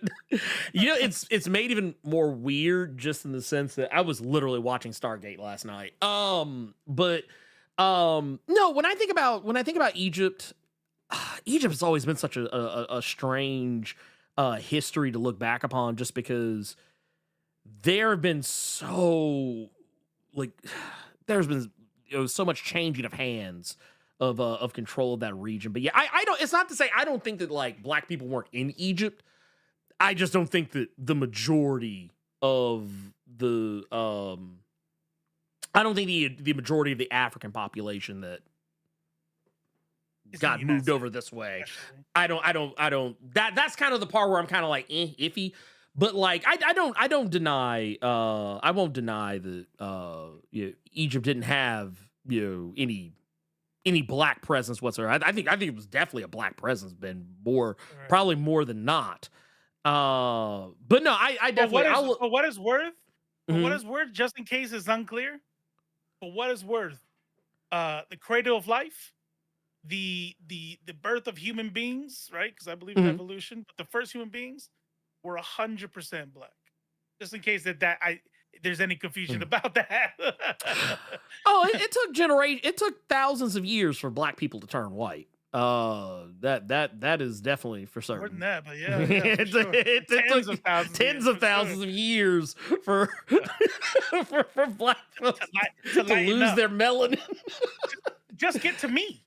Well, yeah, just to get to that's not even get to white, to get to you. Thousands more to get to some Norway shit. You know what I'm saying? So. It took millions of years for that, but no. I'm going to take a little bit of a dive. That's good. That's good. Good advice. Right? There's some great YouTube channels. They're actually by Africans, as well as people from the diaspora, not just like American hoteps. That are backed by evidence. Yeah. And they go deep dive into stuff. And before that, I was on your kind of review, like it's a Middle Eastern. There were some black people there, but they were the majority. But if you look at history, you look at, even the founders of the whole study of Egyptology were Frenchmen, sent by Napoleon. We invaded Egypt 200 years ago. and they were there to kind of find basically tie that culture to the French and somehow, some weird kind of Bible stuff and say, hey, we are the descendants of ancient Egyptians, and that was by the French or whatever. Some weird stuff's going on there. But they went there and said, oh my goodness, this is a race of Negroes. And that's when they kind of had this weird kind of, cognitive disconnect and said, oh, they must be dark-skinned Caucasians. They can't be the same Negroes that for the rest of Africa.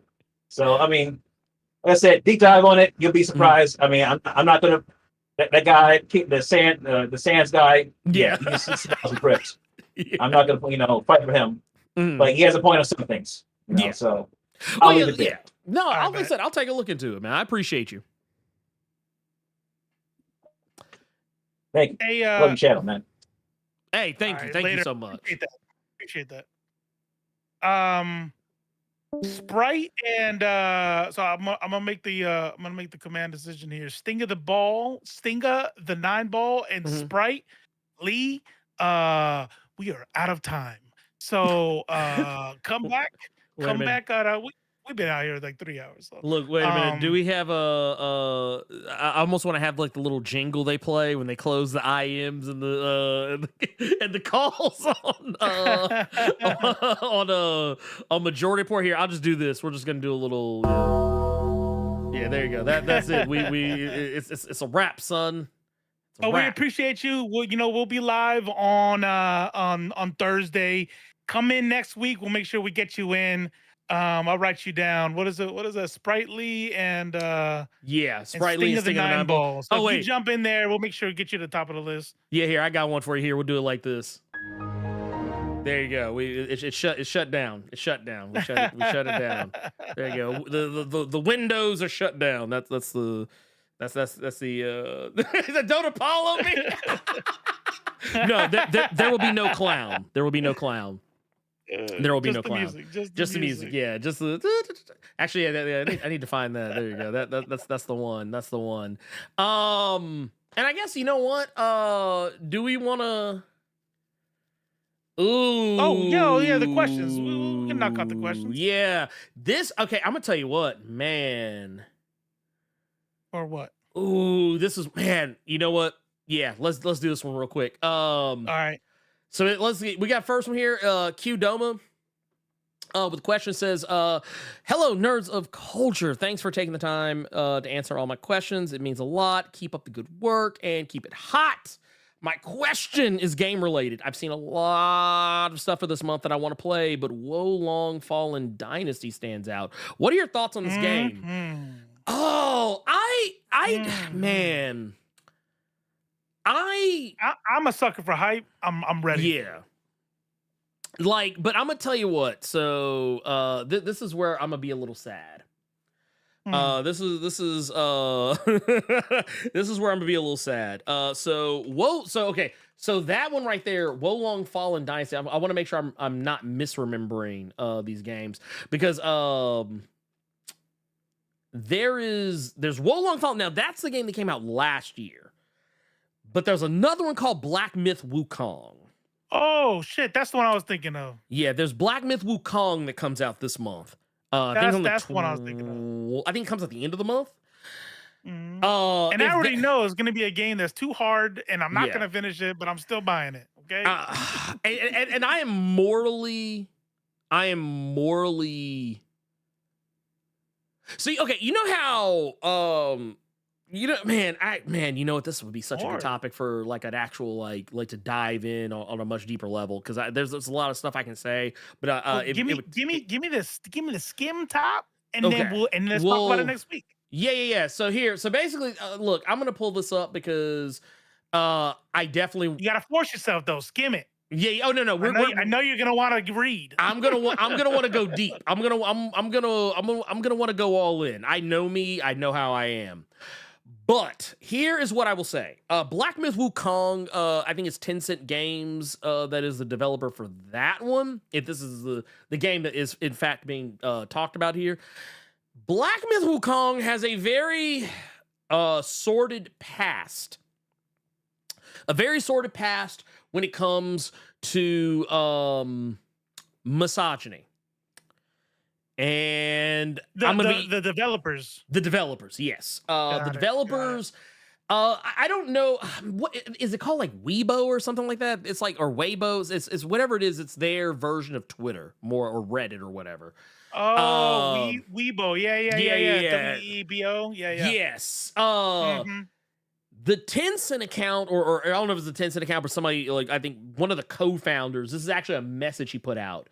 And I'm not gonna lie, there's some parts of it that I don't think are problematic, but there are definitely parts that I do. But before I say that, I will just say real quick, the company has had a history of posting crude messages on recruitment posters, things to the line of "fatties need not apply," and that friends with benefits perks preferred, and even going as far as to saying things like women have no place in video game development, and that women should never play they don't want women playing their games. One of their founders has been very vocal about how much he loves to be an edgelord, and talk about how he wants to make people get erections when they play his games, and get and climax and this, that, and the third. He equates a lot of the things regarding his games and his developments to his lower region functions. So what's the bad part? Yeah, exactly. It's basically frat boy shit. That's wild. It's frat boy shit. But also, I'm gonna bring this up, and I'm not gonna read the whole thing because it is a lot. It is a whole. Matter of fact, I'm gonna zoom in just a little bit, just so maybe we can kind of get a little bit of a. Here, do that. There we go. A little bit of an ID here. But basically what he goes on to say is that regarding the issue that gaming content must cater to female players, I have always been extremely confused as I look at the way I position my product, and I say loudly into the mirror, my game is for girls. If this is not the case, then you have to think about what the majority of girls want. If you make such a product like the way gaming is depicted in Black Mirror, where players need to earn spending points through extremely simple in-game behaviors such as riding bicycles or growing flowers and plants, and use these points to purchase various European and American brands and new Japanese novelty products that are in season, you can hire a few part-time buyers for 3,000 yuan a month.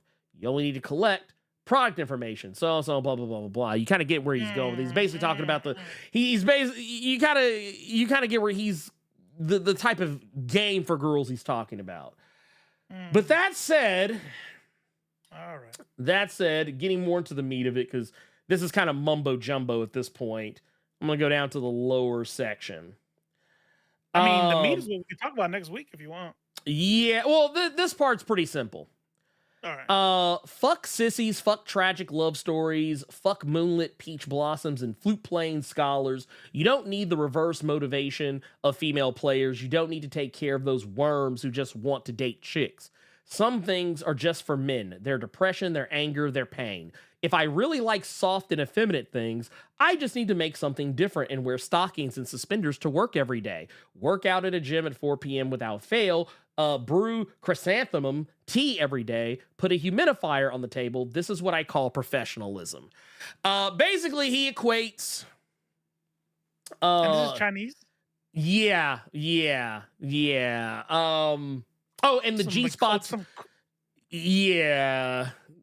I thought maybe there might have been a cultural barrier in the translation, but honestly, I don't think it would fix anything. There's definitely some cultural differences here just because of the folk, like going to the gym. Like, so I guess in China, going to the gym a lot is feminine. I don't know, but this part here, humidifier. Yeah. Well, it's like even here where he says like the G spots of male and female games are fundamentally different. This is not determined by the gaming environment, but by biological conditions. And so because his G spots in his ass, he has to make games differently? Right.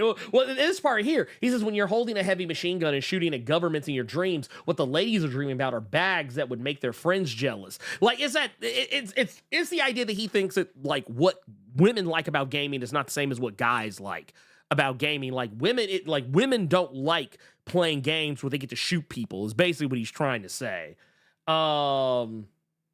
Maneater would definitely disagree.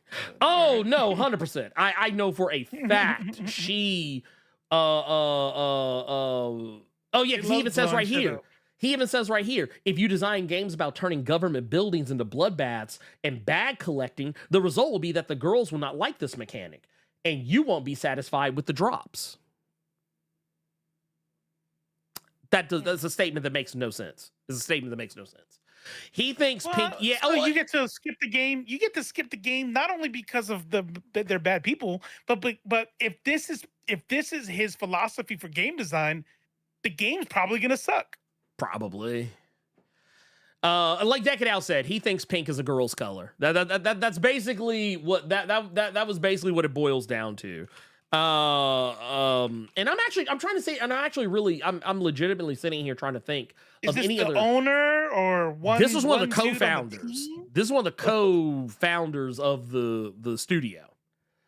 Ain't that some shit? Yeah, that's what I said basically. And I'm actually sitting here trying to think of like other things they've done that I'm like, that I actually ever gave a shit Well, about. we got a week. We got a week. Yeah, we got a week to figure it out. I'm gonna help you out. Come on, we're good. Yeah, we're good. That was wave top. Yeah. See, you notice? Hey, y'all see that? He does not want to stop. He's like, no. I really don't. No, you know what? Just give me a second. There's something. It's real small. Like 30 minutes later, boom! Well, we did a whole show. It's like that's it. That's the show. That's the show right there.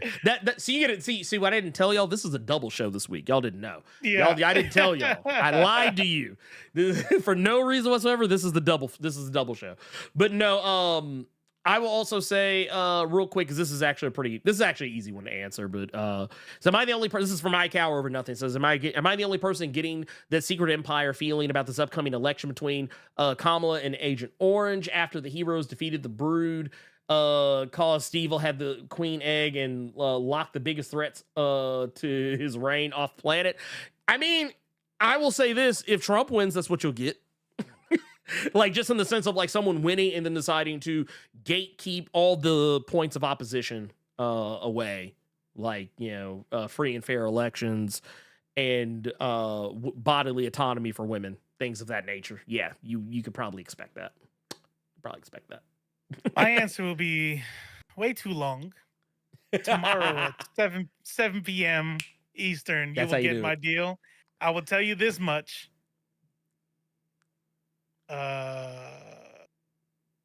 They may not be as different as you think. One is definitely better than the other. Yes. I am getting that feel, except the feeling I'm getting when it comes to Secret Empire is maybe we don't know which Captain America we're getting. Yeah. In Kamala Harris. Kamala Harris. Yeah. So I don't know. Some shit went down. If you follow me on Threads right here and just see my post for today, you're going to get my feel about what went down yesterday and today and how it sucks. But yeah, it's all couches. Yeah, it's one of those that, like, when I saw what was going on, I have a few different ways I feel about it, but ultimately it wasn't a good look. Actually, I just realized I needed to change mine. I'm not on there anymore. Hey, I fixed it. I fixed it. One thing I will say. Mm-hmm. Oh, go ahead. Oh no, you. One thing I will say, kind of off topic, but on topic still, is you guys are going to hear a lot about the military service of Tim Walz, compared to JD Vance, and so here, let me give you the quick 30-second rundown. The fact that you're going to hear. So Tim Walz was a Marine. He did 4 years as an enlisted member. 1 enlistment, 4 years. He deployed to Iraq once. That sounds cool until you hear that he was public affairs. Public affairs are just people, they do base newsletters and they talk to the press. He was a pure pencil pusher. He was not like an infantryman or anything like that. Tim Walz was in the Army National Guard for 24 years. So the Yes. thing that they're saying Tim Walz lied about is that he was a command sergeant major. Command sergeant major is the E9. It's the last rank of the enlisted force structure. And so you get, it's the command sergeant major. So when you reach the end and you're about to retire, each service has a couple different rules on what you need to do to retire at that rank. And like, for example, for me in the Air Force, I was a master sergeant. So the way they do it is you have to have served in that rank for at least 2 years. So what that means is I made master sergeant and I was given it. I put the stripes on my arm. But let's say 1 year later, I decide to retire. Well, I will retire. They do not let me retire at the rank of master sergeant, even though I made it, even though I was wearing it and doing the work. They won't let me retire as it, and I get retirement pay as an E6 instead of an E7. That's what happened with Tim Walz. Tim Walz was a command sergeant major. He picked up E9, but when it came time to deploy and do his coursework, his required coursework, he chose not to. And his unit was going to go to Iraq the next year. And like a smart motherfucker said, nah, I'm good. I did 24 years. I don't want to do the command sergeant major course. And I sure as shit, probably he'll say he didn't because he has to save face or whatever. But I wouldn't blame him. I don't want to go to Iraq. So I'm going to retire now. And so because he didn't finish his coursework, he doesn't get to keep the E9 command sergeant major, so he's technically a retired master sergeant. Donald Trump and JD Vance are lying and saying it's stolen valor and he lied about it, but he didn't. They're just lying. As usual. It always comes back to the lies. It always comes back to the lies. And then this right here, Singing the Nine Ball says, what's good, Blerdettes? I think it was 2 or 3 weeks ago I heard there was a strike going or in the works in the gaming industry. How do you feel that is going to go in the voice actors? Yep. Yeah, it was voice actors. Yeah. How's it going to go in the industry since what we just had was it last year or 2 years ago, the actors and writers strike? Are certain types of AI being used in that industry? I can only think of it as it would be the same type of AI tool that can make the workload faster, like the AI that was used in the Spider-Verse movies. So the thing is,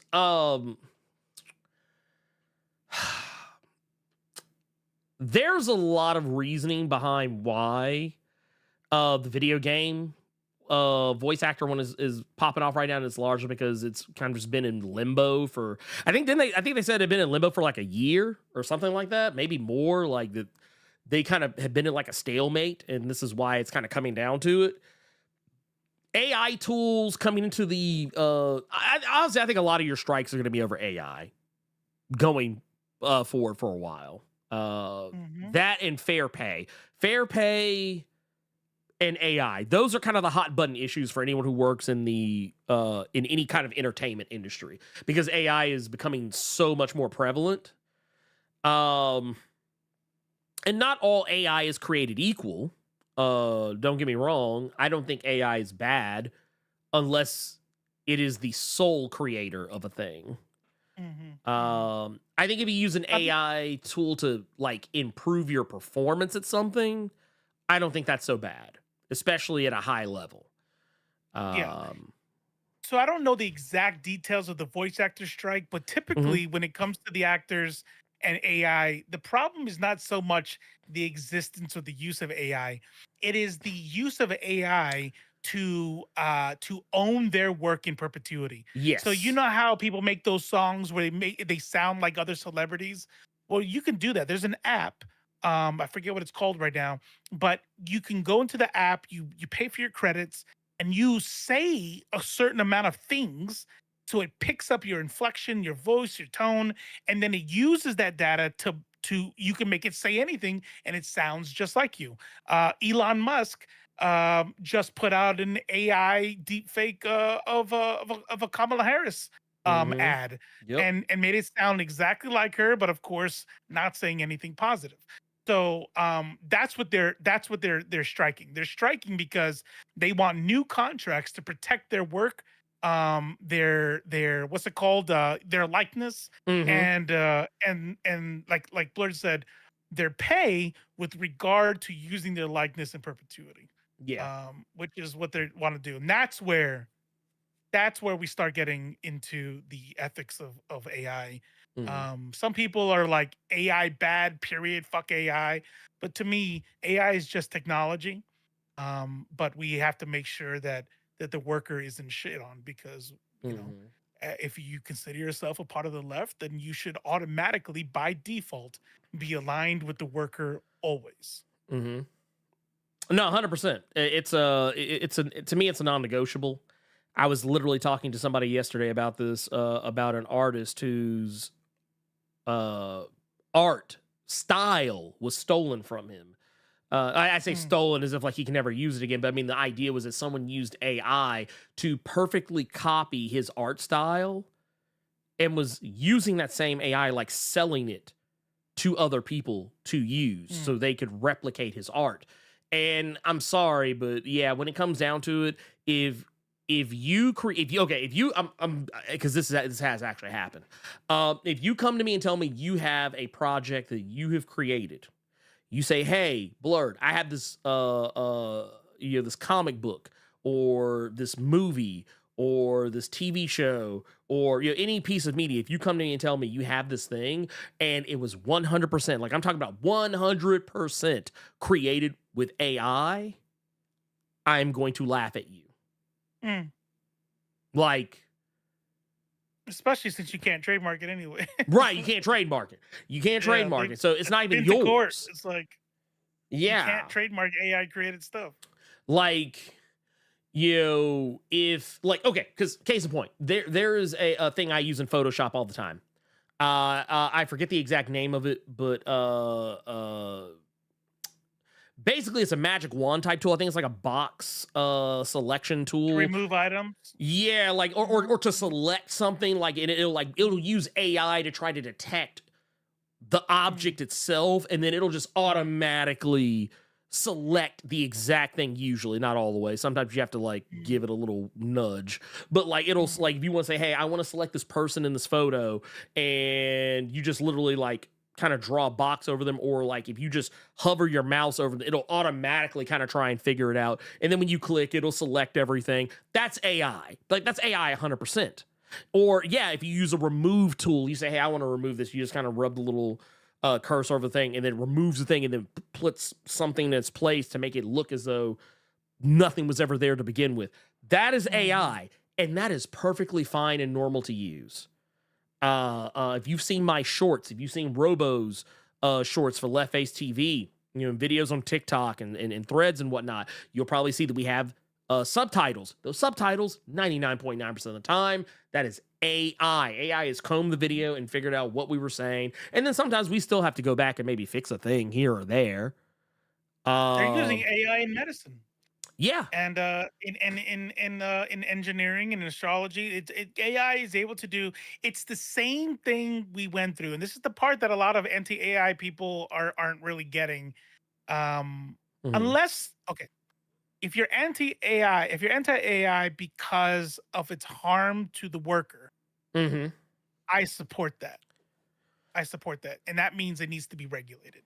Yes. But some people are like, AI's bad. It's not, you're taking away the human element. And they sound like the people who, like the scientists who said, "I will never use that computing machine later to be known as a computer." Like, I don't need a robot to do my work until we found out that it's able to do computations outside of the human capability, which is the same thing AI is doing right now. AI found a new universe. I saw a little short about it because they put in what to look for, and we got human eyeballs scanning the sky, but then the AI they put in what to look for, and then boop, boop, boop, boop, boop, and they started like 70 some odd new universes that they found because of the parameters they put in there. So it's the calculator. It's the calculator. Like, remember, like when you were large, exactly. Yeah, exactly. 100%. Yeah, it is. What people need to understand is that AI in and of itself, not bad. You know what? Your global positioning, use GPS. That's a lot of AI popping off right there. Like just the fact that how it's reading the directions to you alone is AI. Yeah, that is artificial intelligence. If you use predictive text on your phone, that's AI. Yeah, Generative AI. yeah, like but, Using generative AI. Yeah, no, that's the part that that's indefensible. Mhm. I don't care what anybody says. Yeah.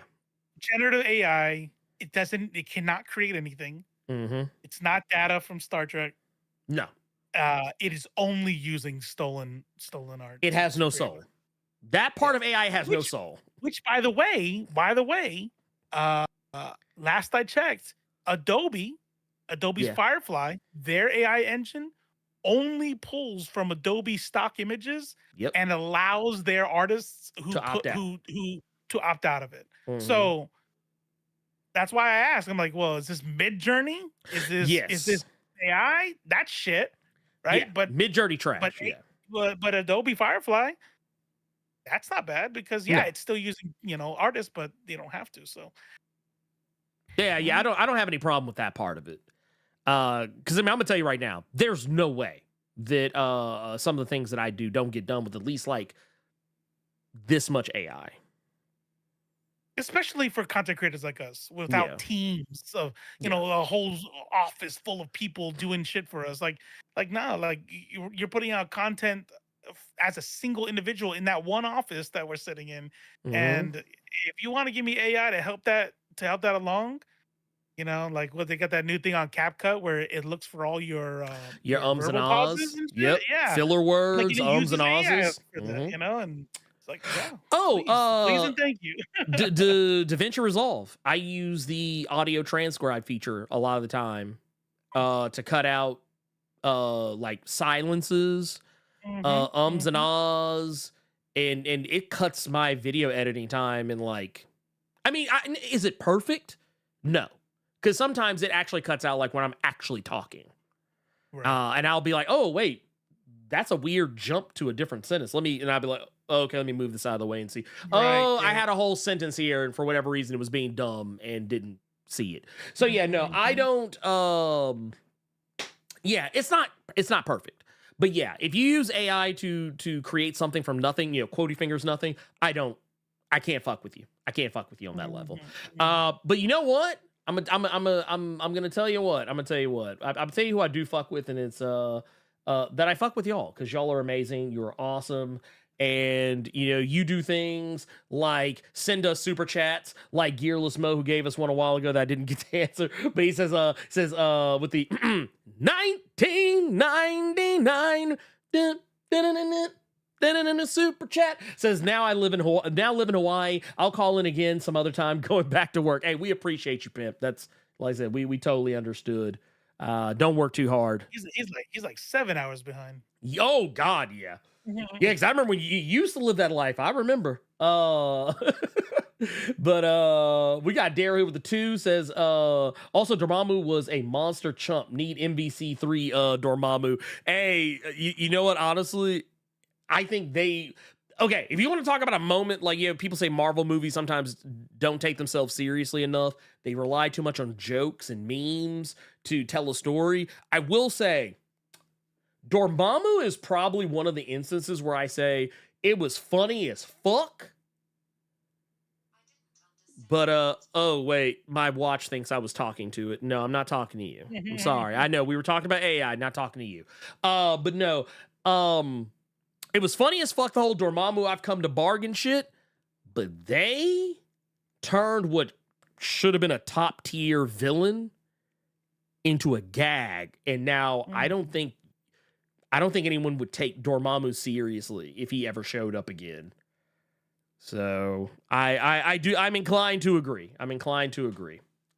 But you know what? Robo, take us about this bitch. Ladies, gentlemen, and NBs, that is the end of the show for Ernie the Blerd Without Fear. I am Robo, Left Face TV. Don't forget to check me out. Check out my socials. Follow us on Threads. Fuck Twitter. Blur Without Fear, Left Face TV, and nerdsofculture.pod, where we will share clips and comic book nerd stuff. Appreciate the love. Appreciate you showing up and watching, whether you donated, love you, didn't donate, helped us out. Thank you. Thank you so much. This is Look, there it is. That's that's it right it. there. That's it. That's it. The That's coach us. dash the sazon. Yeah, we did it. We did we did the thing. So there you go. You go hit the buttons. Go hit all the buttons. 2,000. Damn, we almost got to 3,000 followers. Dude. Help us out. Dude, that's what. Hey, look, we're trying to get there, y'all. Look, hey, make sure you be somebody. Look, hey, man, we trying to come up. Okay, we trying to come up. So make sure you go check out Nerds of Culture. Also, make sure you go check out because we got right there, Left Face out here. He coming up. Y'all might want to go get on that. You might want to get on that right there. You see that right there? Oh shit! I hit 1,000. Yeah, you hit 1,000. You're like dead even 1,000. So you know what that means? That means y'all all need to go. Y'all all need to go and follow him some more. So that way it just keeps going. We need to give him 2,000. We got 1,000, 2,000. That's what we need next. And I think I think I'm just a little bit ahead of you. So y'all come and hit me up. Like I said, we're awesome. You can find us. We're all over the place. So make sure y'all go check that out. And yeah, man, you know what I'm gonna say? You know what I'm saying to this is for Robo, for Blerd Koa, for everyone here in the chat, everyone in the Discord, all of Earth's Mightiest subscribers, Earth's Mightiest patrons. I am the Blerd Without Fear. You know what? I don't even have one. You see. What's that dude's name? Oh yeah, that guy. Yeah. Oh, I almost forgot. It's so sad. We spent so much time talking about. I completely forgot about. You know what? So Manuel Godoy, you can go to hell.